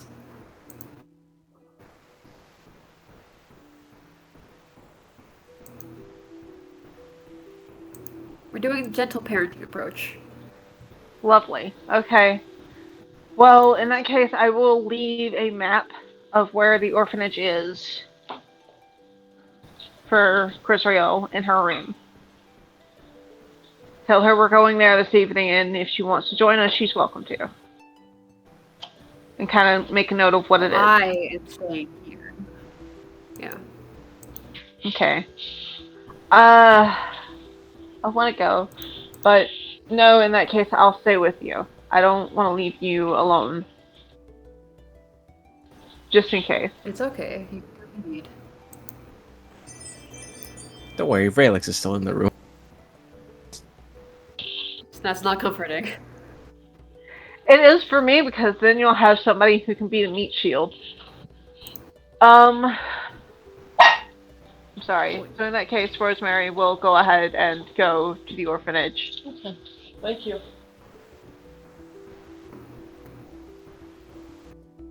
All right.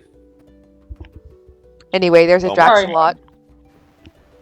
I'm Yeah, I just saw gonna the keep that. axolotl. I'm gonna keep it for later. Oh no. I keep a very fun collection of things. All right. But so are you leaving Chris Real there, or are you staying with her, Rose? No, let her be. If she wants to talk, she will. She knows I want her to talk and that I'm here for her. That she doesn't have to bear this burden alone.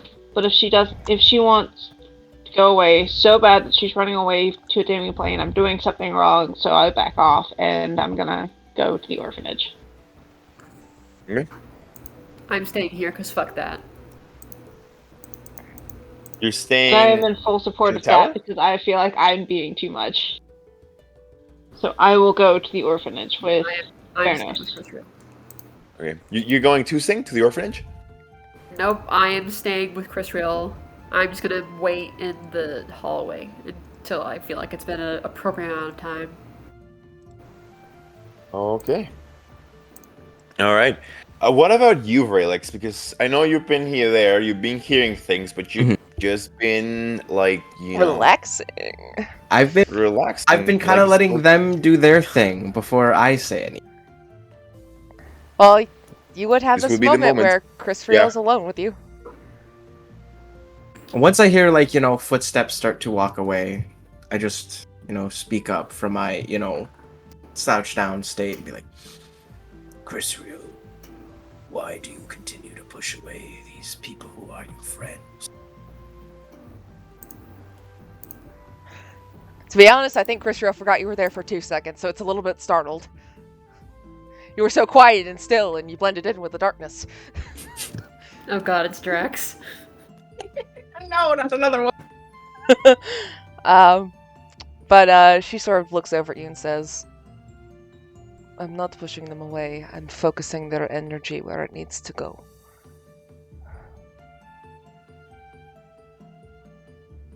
But having companions is always nice.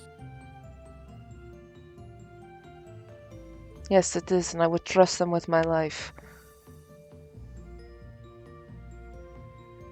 I do not want you to assume that I understand what you're going through.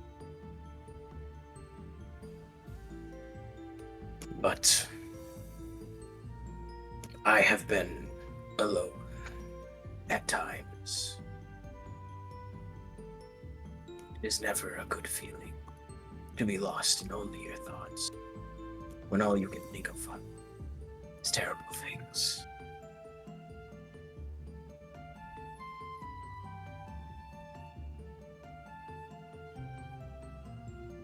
I know you see me as a ruthless individual.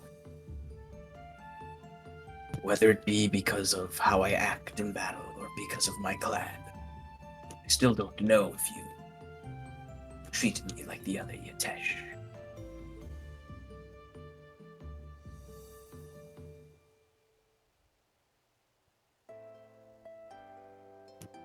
But just know that even though you are suffering in silence on your own, you don't have to.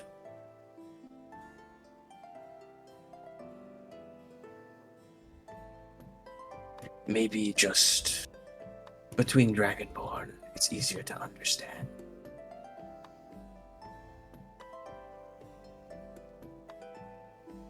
Maybe you have to let it out between me, your family, I don't know.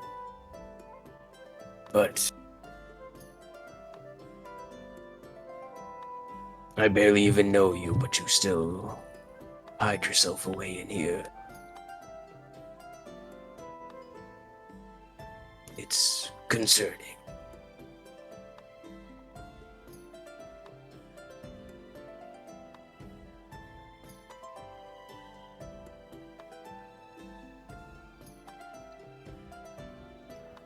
I apologize for having concerned you despite our short acquaintance. If it is any consolation, I have been given plenty of reason to reflect on not judging by one's clan or scale color at this point. I'm fine. I'm focused on what needs to be focused on right now. If we all survive this, then perhaps I could take time to consider, but if the fate of the world is in the balance, then there is no time to fret about little things that don't matter.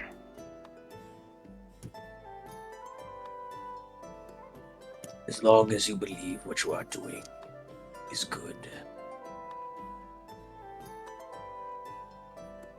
Then I guess I have nothing else to say. And I'll just slowly stand up. Look towards Crystal. Just give a, kind of a slight nod. Yep, the Dragonborn nod. It's returned. And I will just push my way outside of the room. Not an affectionate people.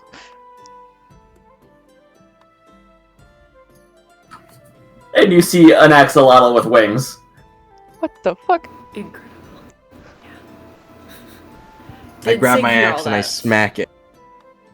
Oh no. No, I'm joking.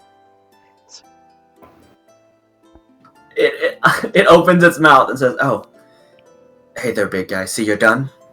Yeah, honestly, if I didn't swing at it the Wow. first time, that would be enough to make me swing at it. Ah! It's big with Ferno's very, deep and manly Sing. voice. What did you do to him? She Wait, is he looking at me? Yeah, he's looking at me. she cast a spell on me. My soul is trapped in this creature. No. I don't know magic. I did not do that to him. No, it's and I'll no, it's all right. This is my familiar. I can speak and see through him. Yeah, keep in mind, everyone, that when it speaks, when the Aholote speaks, its mouth is just open. All right, it's Which not is like horrifying. yeah, it's not like Big closing phone. and like a normal speaking. Like so basically, like just like the mouth open, just like an Ah. and the sound just comes out like Ferno's voice, basically. Ah! I'll just kind of poke it and be like, "Are you sure you haven't been trapped?" I'm Just his own weird. pretty sure.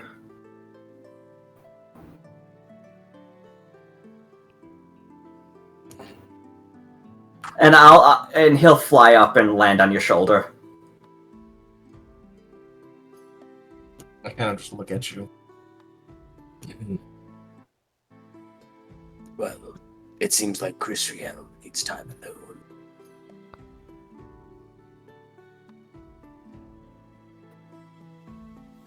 Let us head out to the orphanage.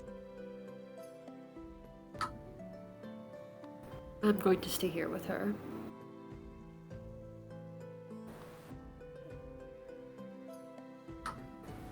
And then you'll see the axolotl fly off, and I'll, as myself, come and join you. Oh, so the witch has not turned you into that creature. Excuse me. Is this something she is capable of? Have you seen the weapons she uses? No, I have not. Are they weapons of great power? Like they're both the biggest idiots. Just... If I die, I'm gonna die surrounded by morons. Hey, but there are idiots. Both of them are strays. I have no idea what's going on with either of them. But I am gonna I've no go idea what's going on with with Canada. I'm gonna go with him Fairness. to the orphanage because also I'm putting money. I want to go see what's going on here.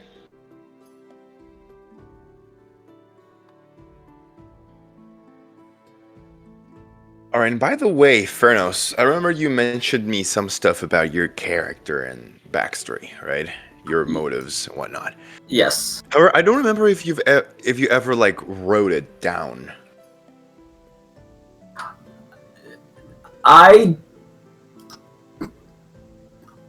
No, I don't think I physically wrote it down. I think everything was what we did in that session 0, as well as the DMs I sent you. I think I'm gonna need you to send me some written stuff. Yeah. All right. Yeah.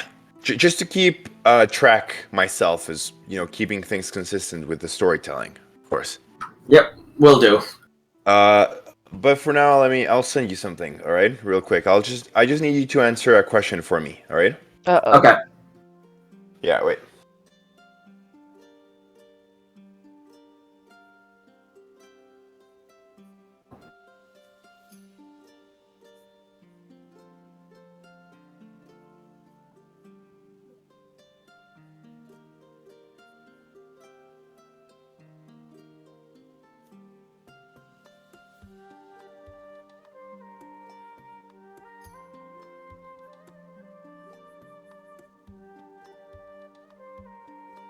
Yeah, give me a sec. And now we're gonna be moving to the orphanage. Yeah. But all right, yeah, I'll let you answer, Furnos. I think you know where the question's going, right? So if you can give me a little bit more details, that'll be great. All right. But let's see. So, Sing, you're staying here with Crystal, right? Yeah, I'm basically just gonna sit outside of her door until she's ready to come out. Well, I'll give you a moment. Don't worry. All right, this session. But of course, surely, Sing, you can't sit outside. It seems Rose is accompanying Fernos alongside with Raelix, right? Yes, Fralix is, going to meet some kids. All right. And I think you too, Rose. I think you had mentioned yes. Just double Yeah, I checking. want to go to the orphanage because I feel like I'm being a bit too much. I can't just calm down and not be involved. So it's time for her to just go somewhere else. Let Grisriel know, hey, I'm here for you, but if you won't talk, I'm gonna go elsewhere.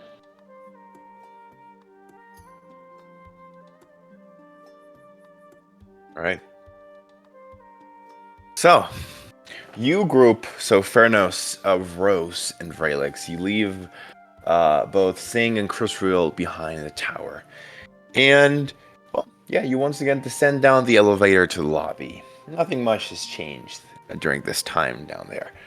And you exit the tower and you begin heading towards the lower district of the Florian capital.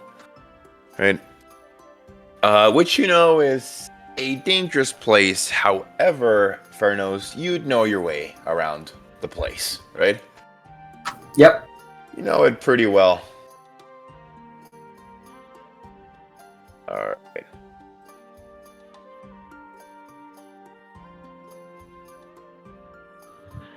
And I probably know it decently well, seeing as this is where I went to college and stuff too. You know, obviously I'm mostly stuck to the upper district or the forest, but I probably know my way around the lower district okay enough. Okay. Alright. Yeah. So you would travel through the upper district right now, and you would find the gate. Right? The gate that basically separates the upper district to the rest of the city, right? I think Chris Real knows that place really well. So there you would see some station guards that are basically just checking in everyone who enters and leaves the upper district. So, however, you traveling through there, and your name, Ferno, is being registered in, the records of the guild, right? The Adventurers Guild with Kevinas, would give you all a easy pass out, in and out, I'd say, of the upper district. All right. So yeah, you walk there. The gates are open for you, and you enter the middle district, which is most like Venice, right? I think you see the picture there in Roll20. So the middle district there, you can see there are canals that basically cut the streets and the alleys of the district itself. There are many towering buildings in this area. The tallest, I'd say, in the Florian capital are here. But yeah, you'd make your way across the middle district as well, until you would eventually reach what would be the beginnings of the lower district as you descend down the hill in which the city was built on. And it is apparent, definitely, as you enter the lower districts, as you would see that To begin with, the buildings are no longer as tall as the ones in the upper or the middle district. And the streets are also and the walkways are there's no cobblestone nor the signs. It's just mud, right? And it's all dirty. And you'd see a lot of the peoples here wear rags, and a lot of them just hang out in the streets, like actually just sitting on the mud, leaning against the back of buildings. But you would enter district. Definitely drawing the eyes of the locals, or at least a handful of them, let's just say. But again, Fernos, you would know your way, so I would assume you will try and, travel through a safe route, right? Yep. I know my way around. This is where I grew up, so I know the best route through. All right. And if I absolutely have to, I can easily hide in between him and oh god, what's his name? Fralix. Fralix. Sorry, I'm bad with names. But because I can, I'm naturally stealthy, so I can just hide in there.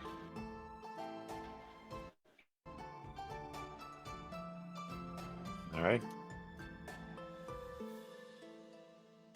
And so, Fernos, you guide the group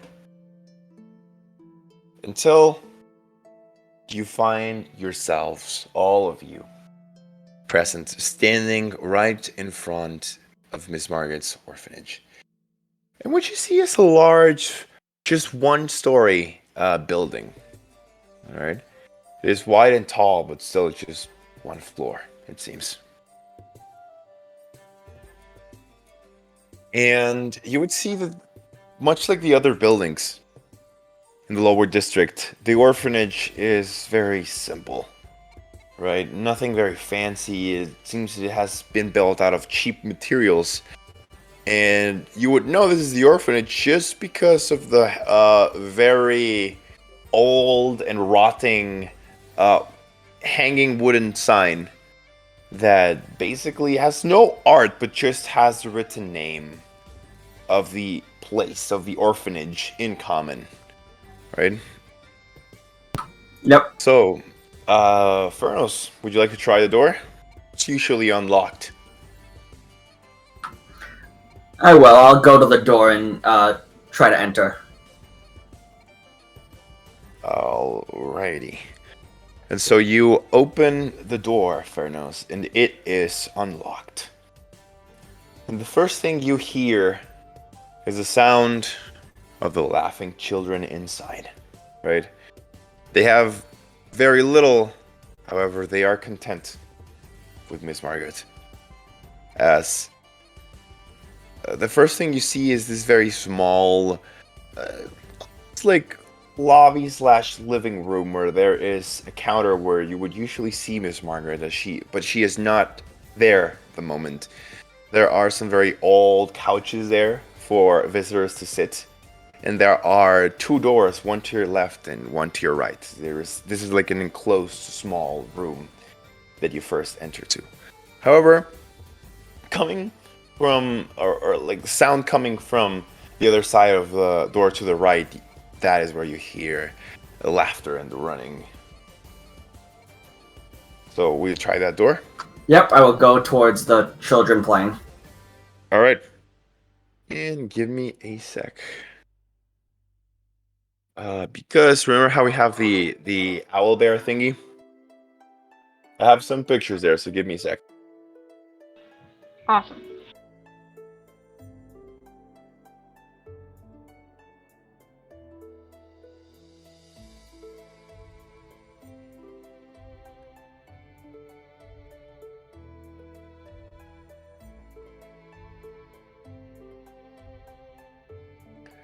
There's a link. You should be able to join that game through the link. Let me know if it worked.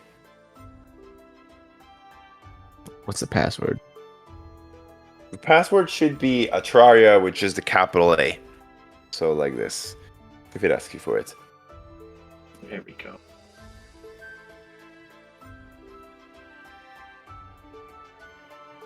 All right. Yeah, let me know if you can enter as well, Rose, or the others too. But you can see right now the picture of the inside, right, of the orphanage, I think. You see it?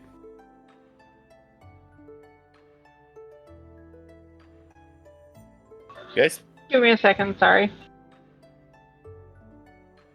can you hear me? Hello?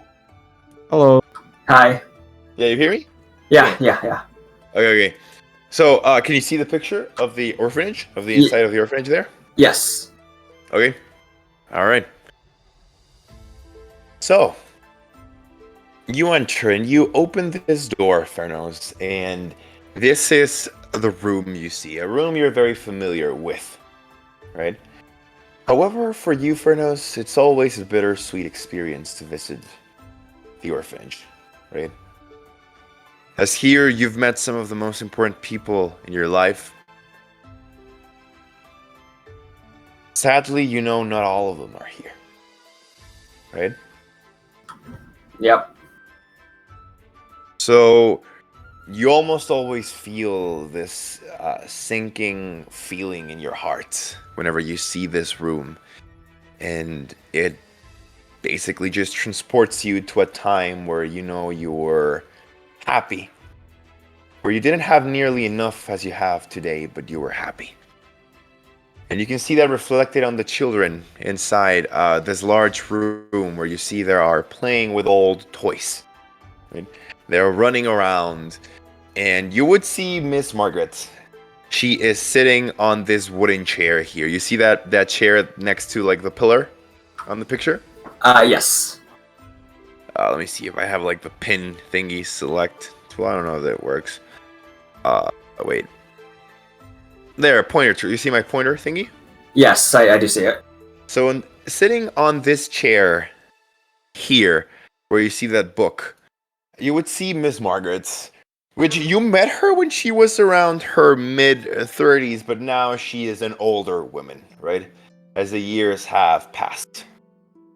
I would say she is not exactly an old woman, but, you know, definitely more along the older middle-aged woman, right? Yeah. And so you would see her, and she usually wears sundresses during this time of the year. So you would see her wearing this very cheap, simple, yet nice sundress. You would see also her very distinctive, very long, extremely curly, black hair, right? And you would see her very piercing green eyes reading a book to some of the children. So she is sitting in the chair here, and there are some children that are sitting around her, right? And she seems to be reading a story to them. So yeah, you see her reading, and finally you would also see her very smooth, almost bronze-ish colored skin. As again, she's very just calmly sitting there, reading this book to the children. And the moment you enter the room, some of the children would immediately recognize you, Fernos. All right, so some of them would look over, two girls and a boy, and most of them actually call you their big brother, right? Yep. So, these two girls and this boy, she was playing with them. They would look over, and jump out of excitement at the sight of you, and just scream out, "Big brother!" Right as they like run towards you. However, midway through their sprint, they would stop as they see this scary, giant black dragonborn behind you. Yeah. Right, with this eyes like like like jewels, like no, if I remember correctly, like molten lava, right? Almost. Yeah, like I'm 6 foot. Like I'm pretty tall. He's even taller than me. Yeah. So they'd see this intimidating dragonborn, black scales, this intimidating armor that's probably still a little, stained with blood. This massive greatsword that hangs from his back. Yeah, the children would definitely stop, and they will begin screaming. I'll say like, oh, don't worry, this guy, you see him right? He's a big old teddy bear, and I'll literally I'll give Raylex like a hug. See, super cuddly. I'll just kind of like lift my arms up when you do that and just be like, yes. And I'll just kinda, Also, like, pat Rosemary just kind of Fairness on the pokes her back. head out from behind him and waves. They just see this. I have my hair up in braids, these elaborate long braids, and then I have on nice clothes, not super nice, but I'm not broke. Business casual. And I can always fix my own clothes.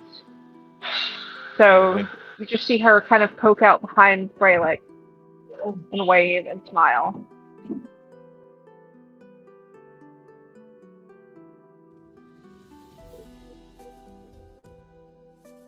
All right.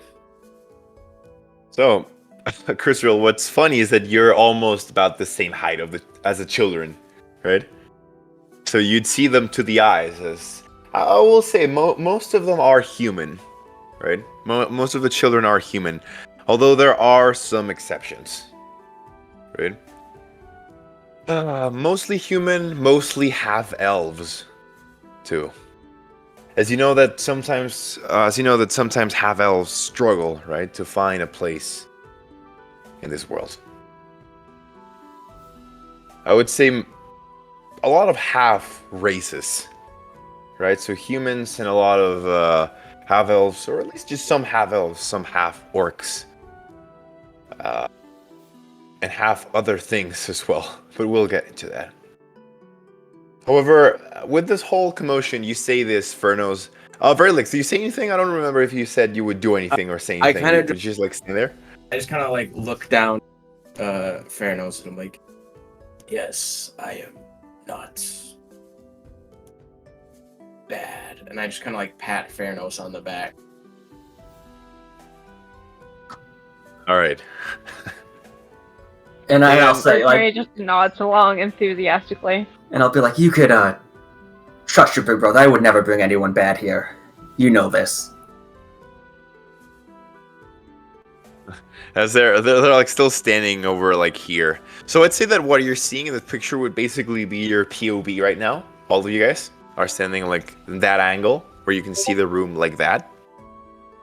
The children are standing right about where this mannequin thing is. You see with the dress. Yep. And yeah, so you say this, and the three of them very timidly begin, just walking slowly towards you, Furnos, and the scary person, dragon person. How old are these children? So the ones that are walking towards you right now would say they're in the age range of like 7 to 8, just 1 year, like 7 to 8 years old. So they're small children still.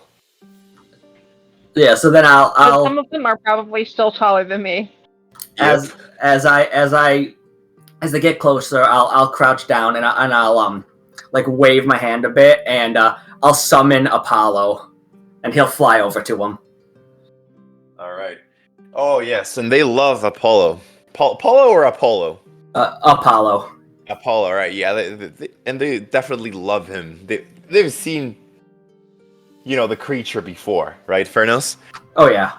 And so the moment you summon it, it begins flying around, the top of the children's heads, and this is the moment I'd say where most of the children inside notice that you're here, right? Because children can be very, they're all in their small little worlds, right? But once they see this beautiful creature that just flies above their heads, they all cheer and they laugh and they jump and try and reach it, right? but you know your little holot is also very playful with them. Yes. So, So- what he ends up doing is he'll like fly just out of reach, and as they jump, he'll fly up and squirt them with water. Hey, all right. Adorable.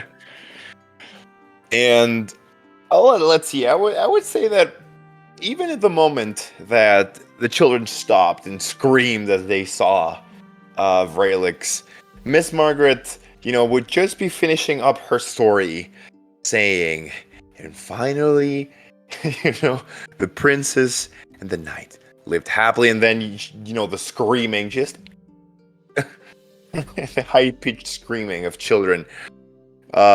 She would just look around, right? Definitely see you there. And then behind me, the towering dragonborn. Right. And I would say that at first she would look at the children that were sitting around her, 4 children listening to this story, and she would say, "And that is all. That was the story of today. Did you like it, children?" She's like just asking the children questions, and they nod and they respond to her. Right? It's, she's essentially the mother, right, of all of the children in the orphanage. So after that, and after the children also kind of like just look over, see you, and they wave and smile, however, seem too scared to walk towards you because of Braylix still. Miss Margaret, she would walk towards the 3 of you, Rose, because she would see you too. And she would speak to you, Furnos, and say, "Oh, so you brought guests today. Lovely." She then just, stops a moment, looks at Vrelix, and once again looks at you, Furnos, and says, "Where did you find this one?" How loud is that? Is Like- she like saying that? Can Raelix hear it? I would say, yeah, she is not specifically whispering. Like, she is not screaming, but she's just speaking normally, I'd say. Actually, I found him. Well, we kind of found each other in the blacksmith. Yes, the blacksmith. A blacksmith? Confused now, she's kind of just It's a tilting her head. not long story, but a strange one. All right, and who might this miss be? And she just looks at you, Rose. Rosemary Airbrooke. Long story short, I went to college up at the university in town and got caught up with these 2. More, these 2 kind of got stuck with us. All right. She nods, and then looks back at you, Fernos. And she says, "Well, I'm glad you've made some new friends. It took you long enough." Yes, well, this place has always been the place I call home, and I always felt wrong leaving you for so long. And I'll actually go and I'll give her a hug. All right. She'll give you the hug, like a hug as well, right? It's reciprocal. She would actually stay there for a moment, and she would say, "My dear, you know this will always be your home." And I wouldn't have it any other way. And at this moment, seeing that Miss Margaret's talking to the scary person, they're all just a little curious, and they're walking towards Margaret and you and whatnot. But children are shy, right? And when they don't know people, they rarely speak, right? Even in the presence of those they know. So I'd say that most of the children are kind of like just observing at the moment. They're like standing around. Some are kind of like just hugging Miss Margaret to the side on her legs, and they're kind of like just peeking to see you and Rose and Vrelix. But they're quiet for the moment, most of them at least. To what Miss Margaret See. would yeah, go ahead, Rose. You gonna say something? Rose is gonna cast Prestidigitation, All right. and she's just kind of blowing a slight smell of, say, cupcakes or something sweet, and then she cancels that and puts out a shower of sparks, shiny, sweet, happy kind of things for the kids. All right. Say still your little dragon creature is still flying around Furnos, right? Around Yep. the room, the Playing building. with the kids. Yeah, playing with the kids. And as you do this, Rose, the children smile as they see probably that it's you, right? That is casting the magic, unless you're trying to hide it, right? Oh no, I'm openly doing this to try to cheer up the kids. All right.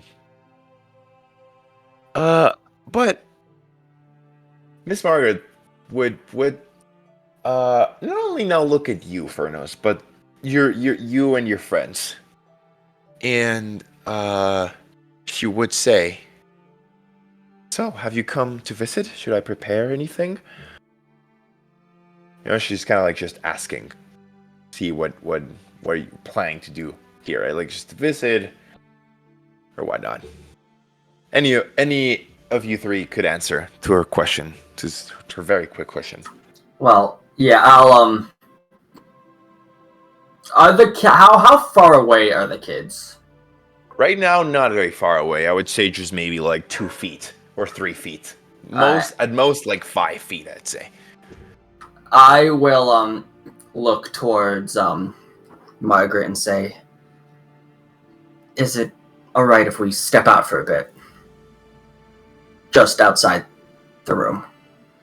Got some important business to speak with you."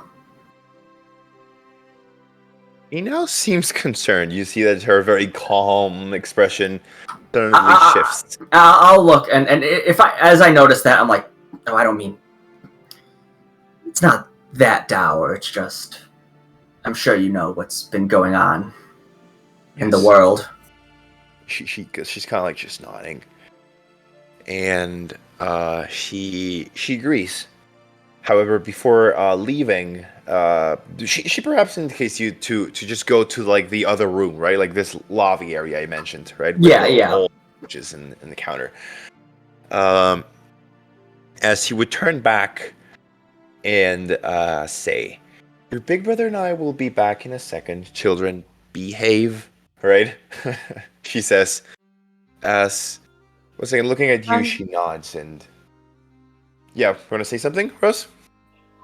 I was gonna say, could I, before he leaves, could I try to slip like 10 sleight of hand, slip 10 gold more into his pouch? He's planning to give to the orphanage. So donations? Yeah, just kind of slip an extra 10 gold into the donations for them. Yeah, all right. But not where anybody can see it, because I don't want to make it about me. Oh, so kind of like just leave it in the room without anyone noticing? Or just slip it into Theranos' hand, because I'm pretty sure I'm still pretty close to him. Sure. Would you receive it, Furnos? Yeah, I'll take it, and I'll just hold it and pocket it, and I'll look at her, give her like a knowing nod. All right. Sure you can, Rose. But to that, all the children nod, and they're all still like very quiet until the moment Miss Margaret opens the door to this lobby area, and you all enter. And the moment she closes it, the screaming basically, and the laughing and the running resumes, right? But once you are inside the reception area, Margaret, she would look at not only you, Farnos, but you and your companions, and she would say, "Is anything the matter?" Well, nothing immediately, but I just thought I'd let you know and also help out. But joined these four at the Adventurers Guild. And I will be working with them for the coming conflict. And I don't, can't tell the future. I don't know if what the future may hold, but I thought that this would help you out. And I give her 200 gold pieces and a platinum piece, so 300 total. All right. Much to her surprise, I kind of like just holds it, as when you're kind of like just shocked and you're just kind of like holding the thing, right? She kind of like just holds the sack, the very hefty sack of coins in her hand, and this platinum piece. And she looks at all of you and she says, "Where are you getting all this money, Fairness?" Well, as you know, after Cassandra was taken, I ended up wandering as a mercenary, and I've quite proficient. I've helped people when I can, and most of the gold I make, I wish to bring to you, at least to help out for what's coming.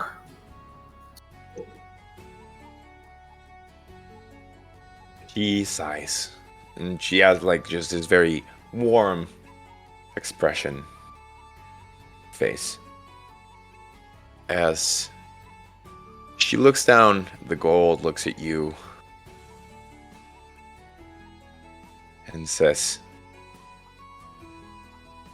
"Furnos, we all appreciate your help and your visits here in the orphanage. I know this is the first time I tell you, but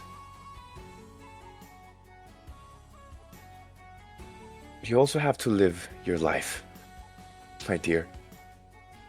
She kind of like just places her hand over your right shoulder as she says, "It's a blessing, really, that you still care so much about me and children. But there's no need for you to keep doing this. After all, I know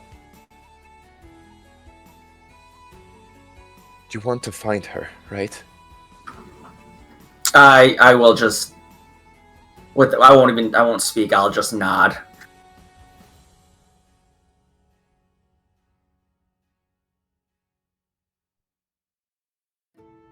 And as you nod, she says, "Cassandra probably needs you.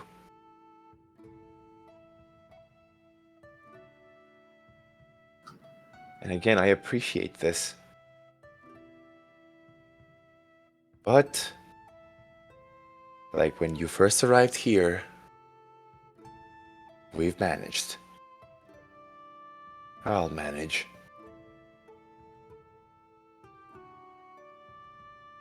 Just look at you. You've grown to be a strong young man.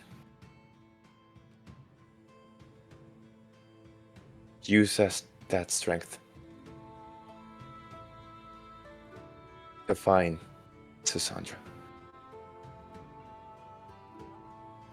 I'll look at her and I'll stay silent for maybe a couple seconds, and then I'll speak up and say, "Yes, I will find her, and I know that she's strong as well. I mean, she was all of our big sister. I helped me in some of my lowest moments, and I know how strong she can be."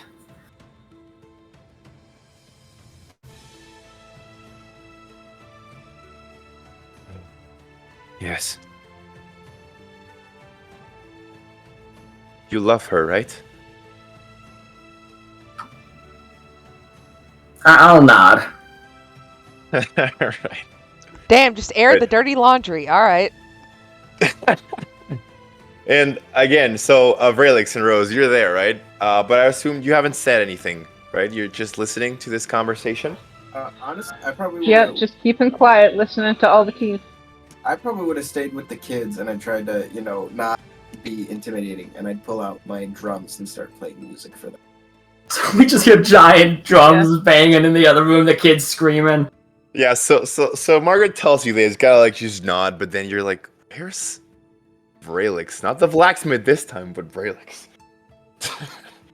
You don't see him, and yeah, you suddenly hear the doo-doom, doo-doom, doo-doom, doo-doom of the drums coming from And the main room. try and get the kids to try hitting the drum. All right, and as you're doing this, they seem to be more inclined to, joining you, Vrelix, and speaking to you, right? As they seemed entertained with the drum. You But lull them into a false sense of security, and then you take them away and Oh throw my them God. at Abishai. oh my god, you're Krampus, man. But all right, yeah, you're there with the drum and the children. But with you, Furnos, still speaking with Margaret. He will ask you this, right? You would nod, and she would say, she came here a while ago.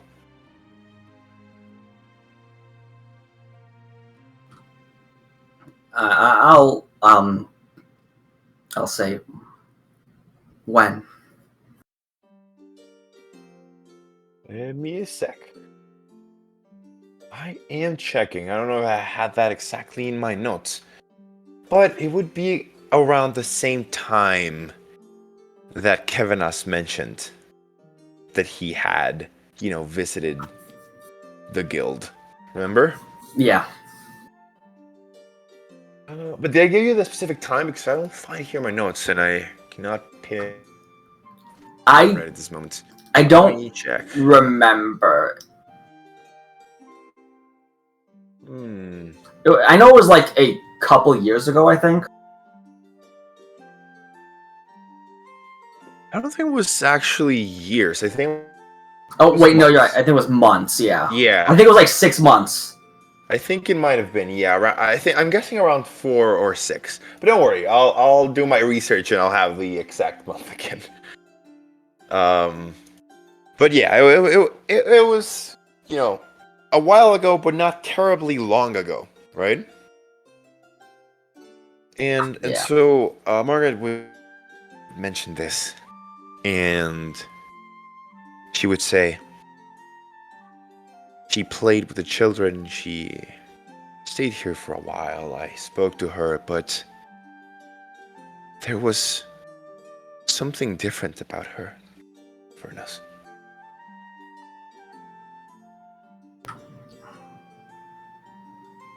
Yes, I heard from the Adventurers Guild that she also paid a visit. And she's been doing some research into Yggdrasil.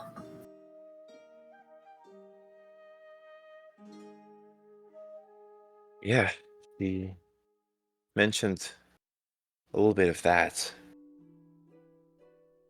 Even I couldn't get her to tell me all of it, but I begged her almost to stay, but she said she couldn't. That there was something she had to do.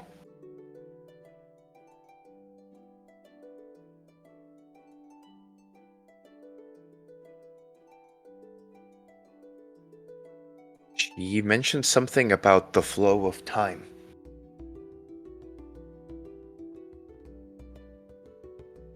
But she really wouldn't say more.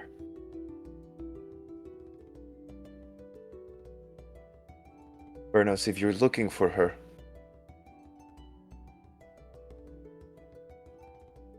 I believe she might be back in Scald.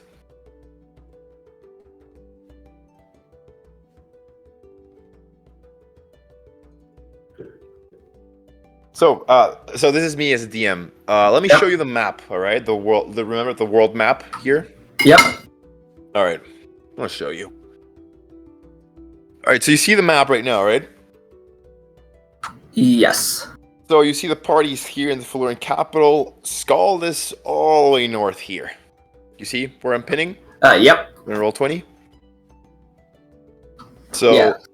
this group of large and small islands would be the Scald Isles. Right? And up there, you'd have a very, war-driven Viking-ish culture.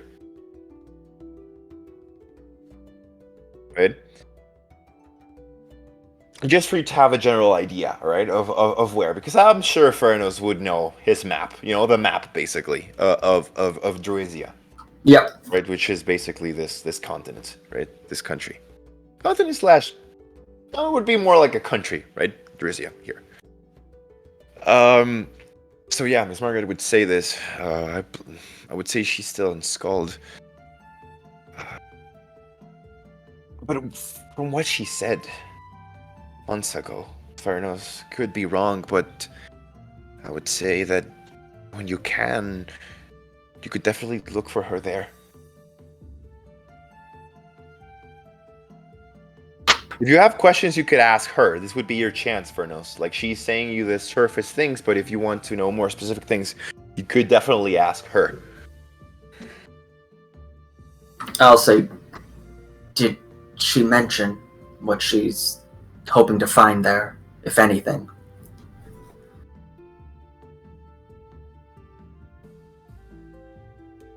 Says, again, she spoke mostly about something involving the flow of time. But I don't really know what she was talking about. I know very little here. I'll smile and I'll say, well, was she alright, at least health-wise? She seemed fine. He is muscular, he says.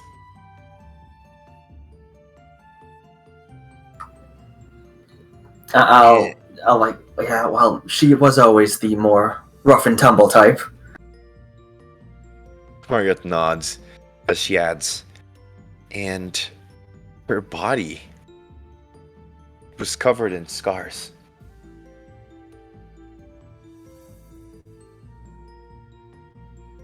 She hasn't changed much. Her face, I mean, she's just... He now has this scar that goes all the way across her face.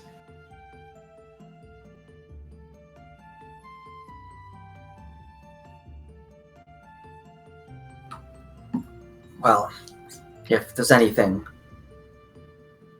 I know about her, if it all still holds true, I know that she cares about you and this and all the children here, and that she is doing what she believes to be right by you and by them. And when I find her, which I will find her, I will bring her back and hopefully get some answers, but I will not force her. I just need to know that she's okay.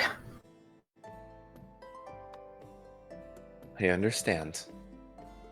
But she kind of like just leans over to you. It seems, Rose, you're the only one now that's with Fernos. As it seems very like, again, playing the drums inside the main room. But Miss Margaret, she would lean forward and would say,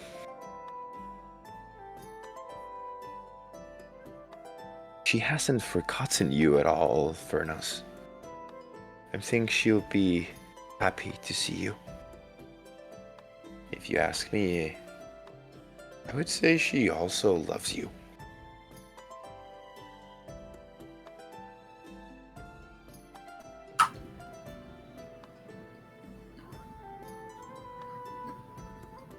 You know, you were the first thing she asked about when she stepped in the orphanage.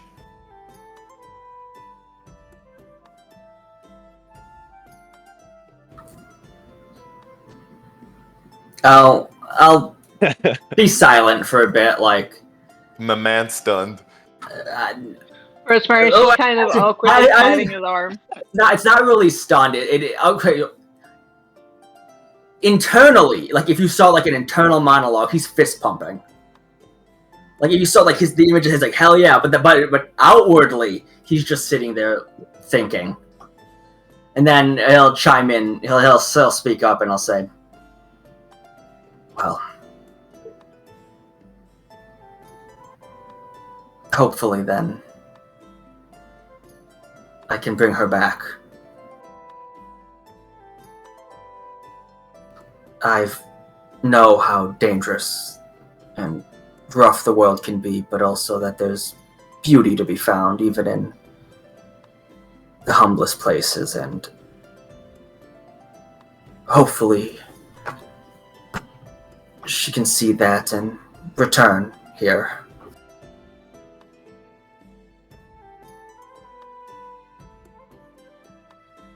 Margaret nods. Now, however, so Lily, you there? Still here. All right. What about you, Sparrow? You there? Yep. You are mute. There we go. All right. So I think I'm gonna shift the scene to you, Sing, and let's set the scene as you are still sitting on the hallway, Sing. Right? You're back to the wall. For a few moments, because it's been a while. It's definitely been a while since the other group left to the orphanage. You're kind of like just sitting there, and you've seen a few of the other adventurers and students of Kevinaz that have just opened the door, left, then came back up and whatnot, right? So you've seen some of the adventurers. They don't really speak to you, however, they do notice you, right? Like they kind of like step out of their rooms and they kind of like just look over, and you're just sitting there, right, outside. I'm just chilling out, yeah. Yeah, so they definitely give you you definitely get the raised eyebrows sometimes to like, what the hell are you doing there? You know, like just sitting there. But you know, everyone kind of like just shrugs and they're, you know, minding their own business basically. But you're still there. However, unless you contradict me now, Chris Real, you haven't heard a lot from Chris Real. Since, you know, both you and Rose were there.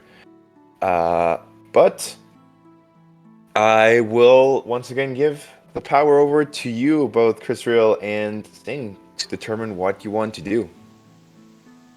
What would you do back there? Oh, it's Chris Real's move. Chris Real's move, because I am just gonna sit and I'm gonna wait. So what are you thinking? And wait. Chrisreal. Yeah, what are you thinking? Probably I ended up sitting on my bed for some time, reflecting on that very strange out-of-body experience and other things as well. And I'll probably take another shot with it, as I mentioned before, and make a small prayer to ask for a moment of Bahamut's counsel, as I'd like to try another divine intervention. All right, you may. Odds are low, but you know, whoa. Damn it! What do you have to roll in order for it to 11 work? or less. Oh my god, yeah, it's like, it's difficult. Alright. You're asking a favor of a god, the odds are small. Indeed. Yeah. So you try and communicate with Bahamut, Chrisreal.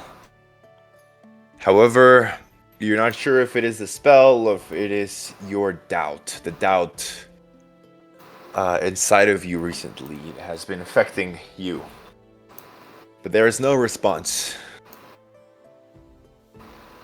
from the Platinum Dragon. As for you, Chris Real, it's more of a... You're just basically sitting there in your room. I don't know if you're sitting like on your bed or Yeah, I was. like in... Yeah. So you're kind of like just sitting there, thinking, perhaps knowing that Sing's still out there, but sadly there is no success to you trying to communicate with Bahamut.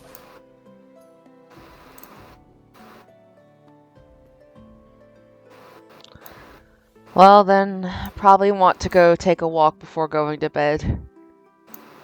So I can at least deal with the problem outside and send it away. And send it away. I ain't going nowhere. Alright, so would you open the door? Yep. Alright, Sing. So after a while, you finally hear the... Yep, so you just sit cross-legged, waiting.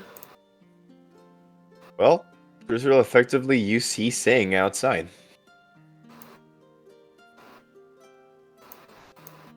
What do you do? Nod and keep walking. I'm gonna get up and I'm gonna follow her. Please don't tell me it's gonna be a staring contest. Alright, good, Sing. Alright, you get up and you try and enter her room? Yes. Wherever she's going, I'm just gonna go. I was walking past her and walking off. Yep, I'm following her then. Alright. Alright. Where are you going? I was just gonna take a walk around. Okay. I Are you didn't guys really saying have. anything? I didn't have a specific destination. I just kind of just wanted to walk. Around the city or just the walking tower? in silence then. The tower. Okay. I give it about 10 minutes before I finally look at you and say, "What are you doing?" I am taking a walk.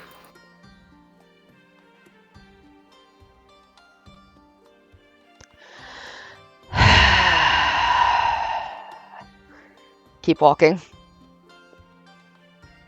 I keep following. That's what I thought. You're not the only stubborn bitch in this party.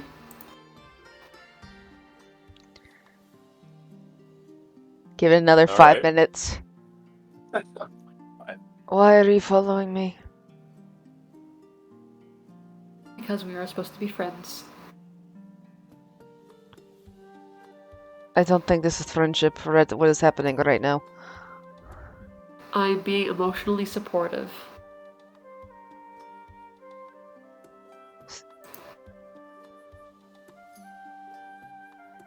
Shouldn't you be taking care of your health, all things considered? I have not thrown up yet today. It's fine. Uh-huh. Have you checked with a doctor or anyone else who's actually proficient in this field? I have not. Might I recommend that you do that, since you will be experiencing much stress in the next coming period of time. I'll do that. When you talk to us. I am talking to you. You know what I mean. There is nothing to discuss. There is work She's to just be gonna done. raise her eyebrow at that. Like, clearly like, I know you're lying.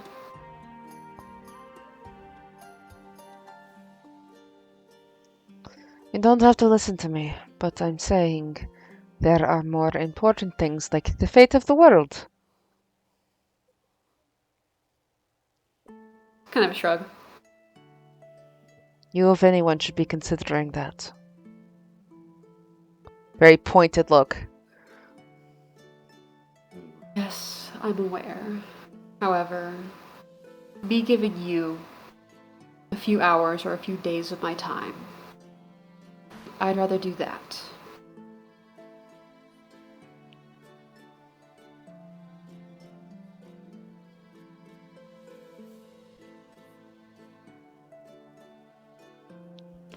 If you want to help me, then you will make any notes that you have recalled about the previous few weeks and what we all saw. I can do some of that.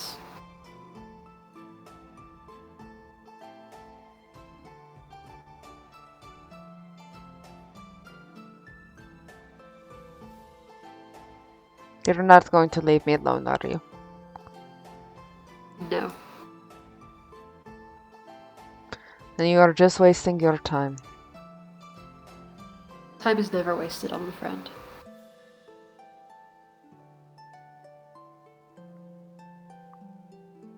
Eventually, I'll loop back around on my walk to my room. I'll let that time pass in silence unless Singh wants to say anything. Okay. I am just following quietly.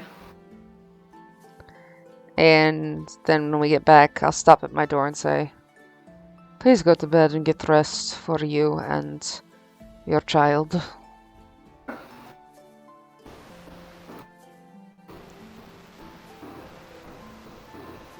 Are you going to also rest? Yes.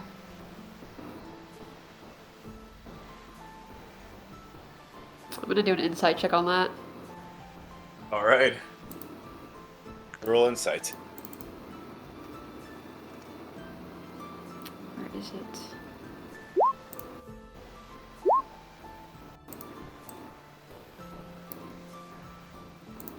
This is 16.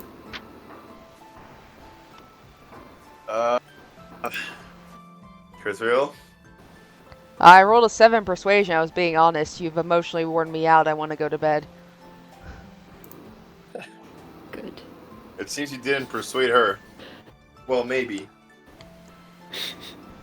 Squinting a little bit.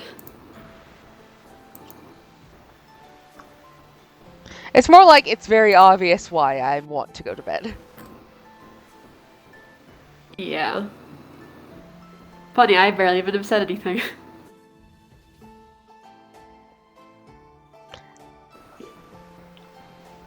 You're just one compounding of an entire problem. Yep. But once I've agreed But that I'm Sing will going look to at bed. you. Yeah. Yeah, squinting a little bit. But she'll just kind of put like a very gentle hand on your arm. Just say, you need to rest physically and emotionally and recover both. If you're troubled, you can't fight as good as you need to.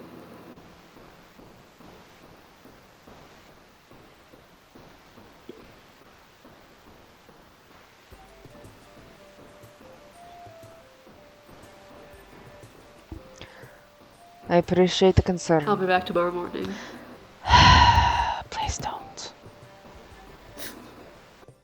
Yeah, Sing's gonna go to bed then.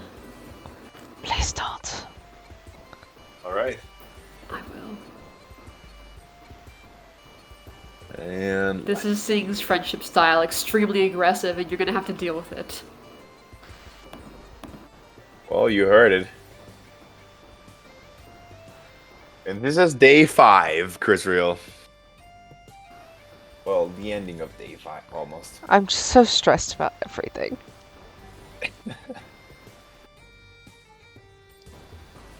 Yeah. Alright, so you'll leave her be, Sing? Yes, I will. Christia's planning to go to bed very quickly, so maybe she can get out of here before everyone else gets up. Well, Fool. well. We both need 8 hours of rest, and I'm in my room first. Fuck you.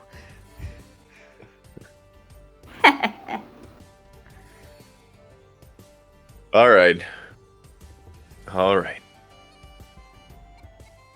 So, if that would be all for your awkward interaction. So awkward, so lovely. Back in the orphanage.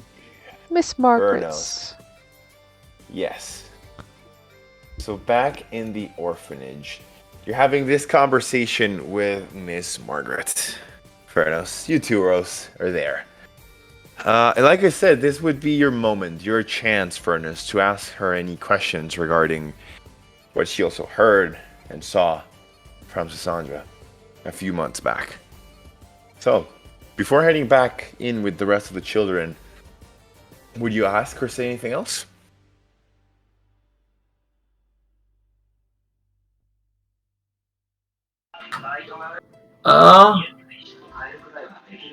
I have somewhere to go and take the children if something were to happen to the city. If not, I'd like to see if I could arrange for something.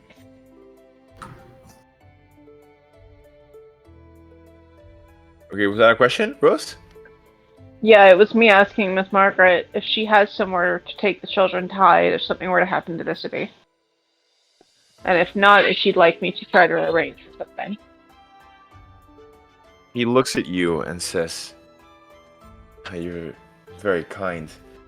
I have spoken to the guards, the authorities. They say they're figuring out something. But I'm just afraid I'm not sure that they will just not pay much attention to the lower district." I'll make sure that there's something for you, and I'll get back in contact once I have some details. I have some for a friend given us, and I do go before the council before too long. I will make sure that you and the other orphanages all have somewhere to go. Children are our future if you want to have any hope for it. And people like you taking care of them are some of our most valuable assets. He smiles and says, "Well, thank you. Since, well, we are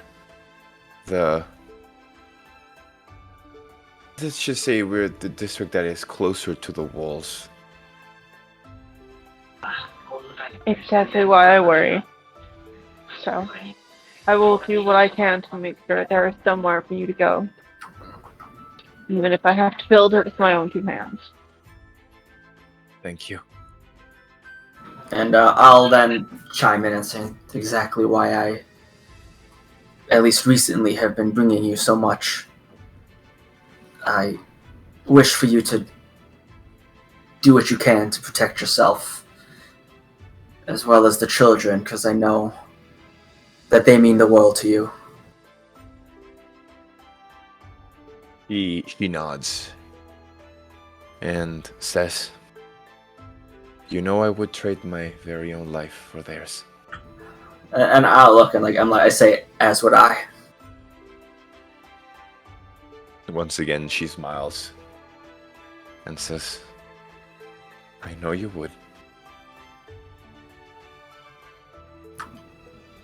But, before you say anything, Farnell, she says, but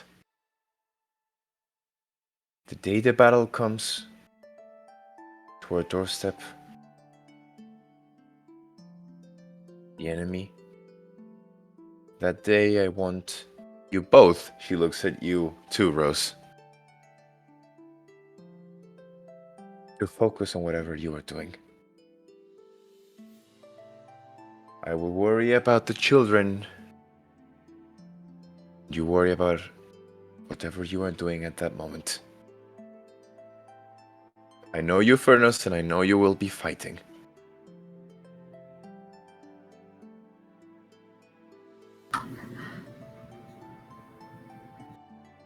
And I'll look and I say, well, if the thrashings you gave me all those years ago are anything to go by, I worry for anyone who steps through those doors.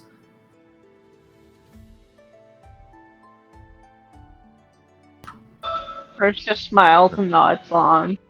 I know that you will protect the children, and I leave it in your hands.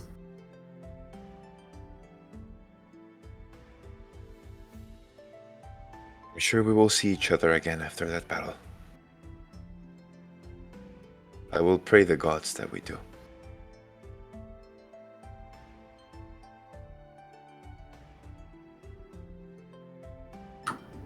And then I'll say, I mean, you saw that big guy in there. I'll just hide behind him if things gets dicey. He chuckles to that. And just... He looks important. That's It's why. just a big softy.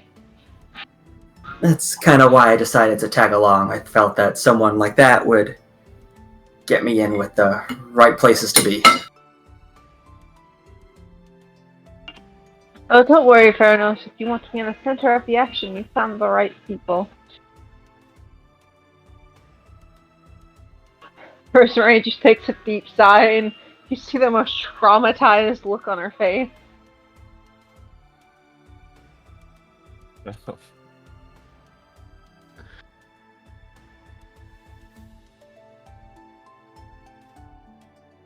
Yeah.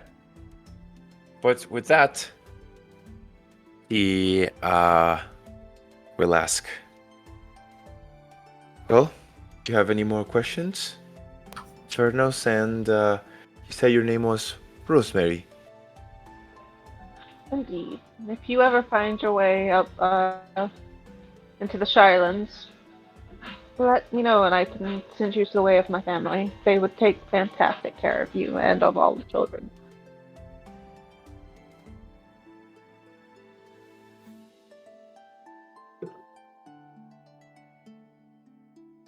All right. And until the day when the battle starts, I will regularly visit, and you could send a message for me at the Adventures Guild, and I'll be sure to reply.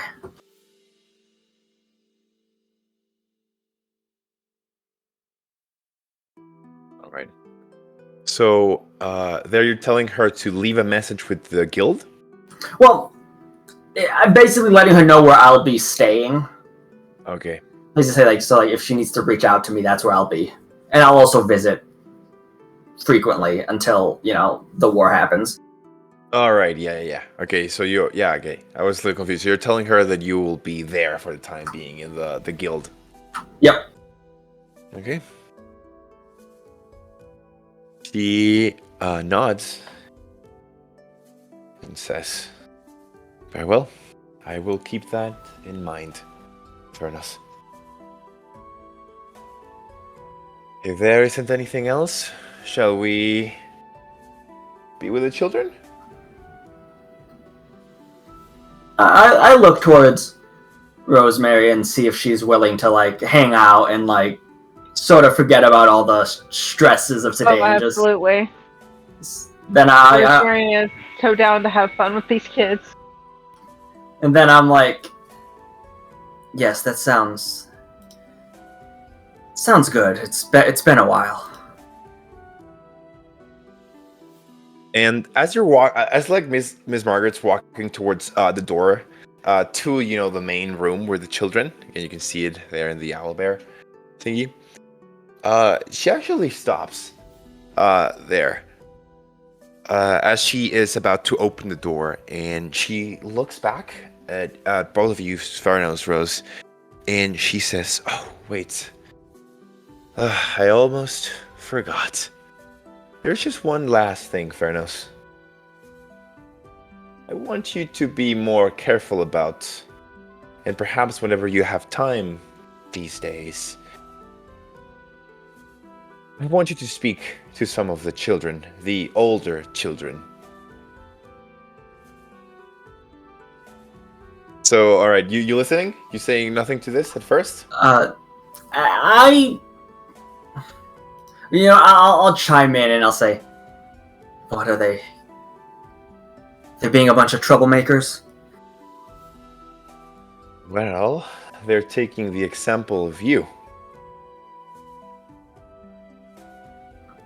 She says. And I'll like puff my chest. I'm like, well, that's a good example to me.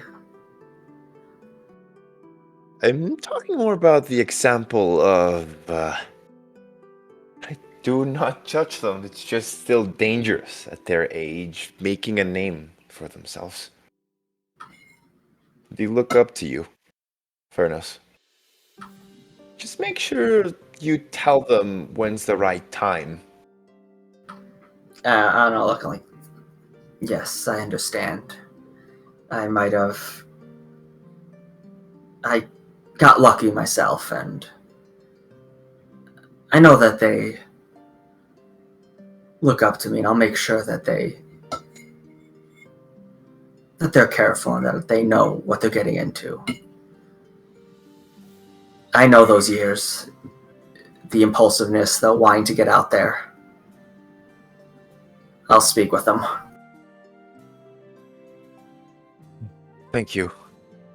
Thank you. It's just especially Kendrick. You remember him? She asks.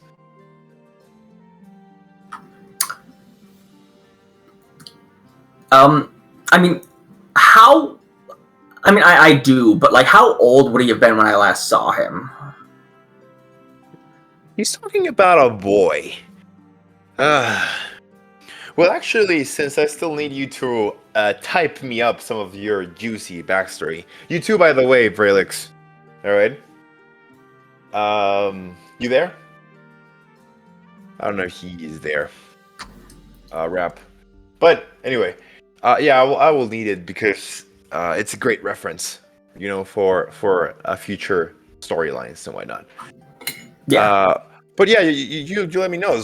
When do you know it's the last time you were in the you were frequently at least visiting the orphanage? It's been. I'd say it's been at least like a year. Like, it hasn't been too long, but it's been a pretty long gap as I've been a year or two. Because it's been a bit as I've been wandering and doing like mercenary work, trying to save up money to help the orphanage. So it's been a couple years, and I'll say Years, all right. I'll say Kendrick, wasn't he like?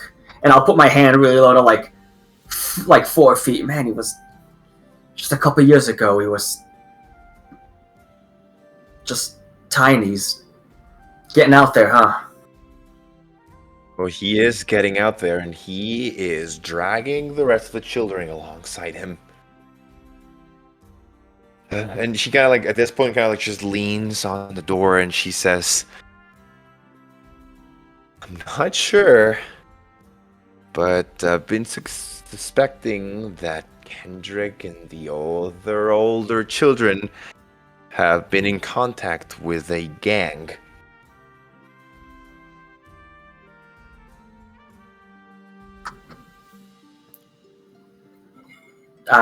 My face will get maybe a little bit more serious, and I'll say, do you know the name of this gang? Well, yes, I think you might remember them too. They were so cheesy, she says. It's the Vipers.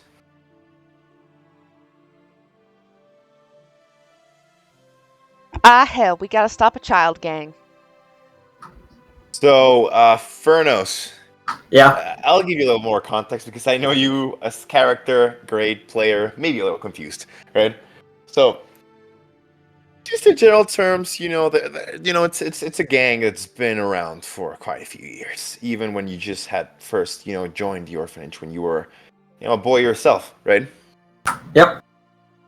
And you know, they're one of the gangs that kind of run things around here. Because as you know, the law is not very concerned with the lower districts, so the people need to keep everything in line by themselves, if you get what I mean. Yep. You would know, you would know, like, once again, in general terms, that even though in some parts, which would be this area where the orphanage is, they protect the people of this neighborhood, they can be dangerous, and they're involved in some very shady shit, to put it simply. Yeah. So they're violent, and they're involved in illegal trading of things, of drugs and magic.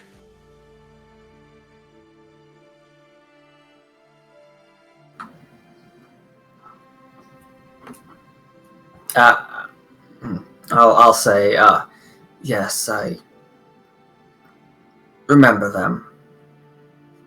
Uh, they do tend to get into some less than savory activities. I'll speak with Kendrick.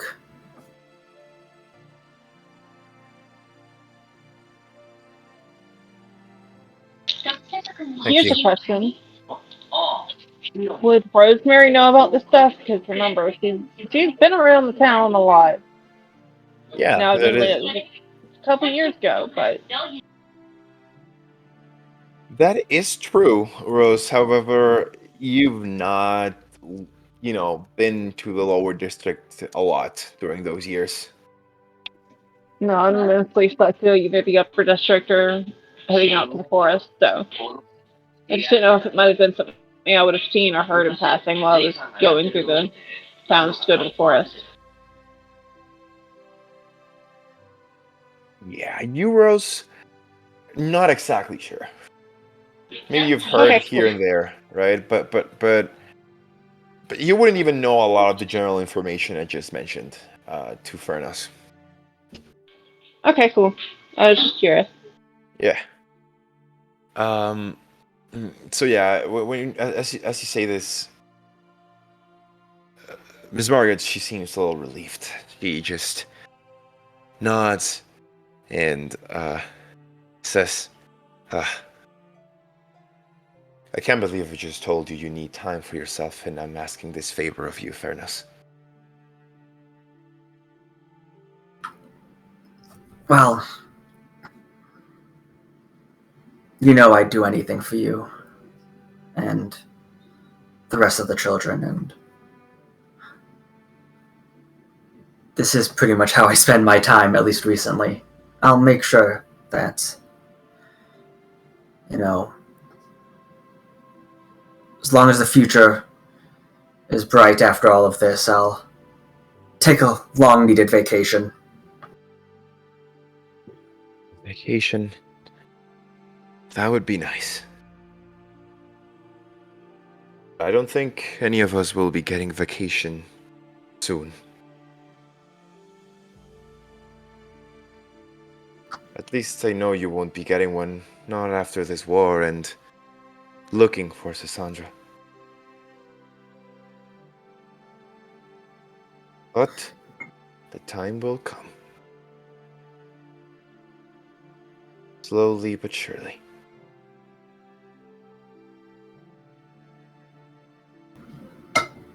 Yeah, yes, it will, and hopefully there'll be a time when all is right and there is no war looming and Cassandra's back where she belongs, and I could take a really long nap. I could use one. She smiles and she. Hey, I gotta go, so I will see you guys another time. All right. Bye, See ya. Rose. I love See ya. y'all. Bye. We're finishing up, so yeah. But also, not good missing God, much. the biggest death flag, anyway.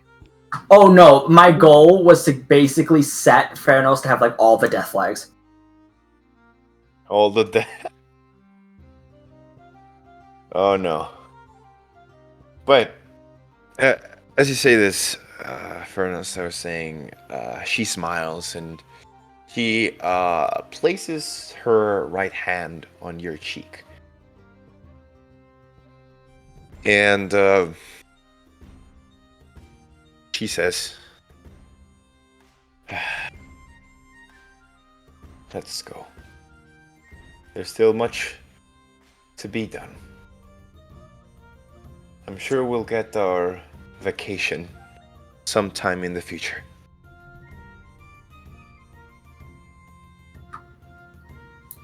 Yep.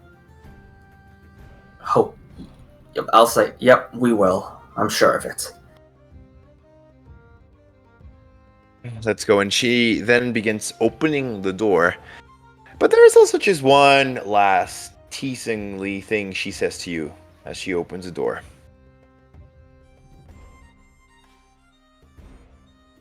And that is... Go too. See ya. Sorry? Sparrow, say something? I'm out. Alright, you leaving? Alright. The answer was yes. Okay, alright. Then I guess this will be the last thing we say for this session, for else. And they're gonna miss it, but That's alright, I record things. As she is opening the door, she says, oh, and when that vacation comes and you find the girl, if you ever marry her, make sure you invite me. Oh.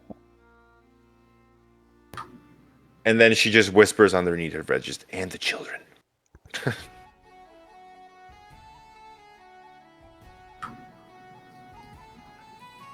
And I'll smile. And I'll say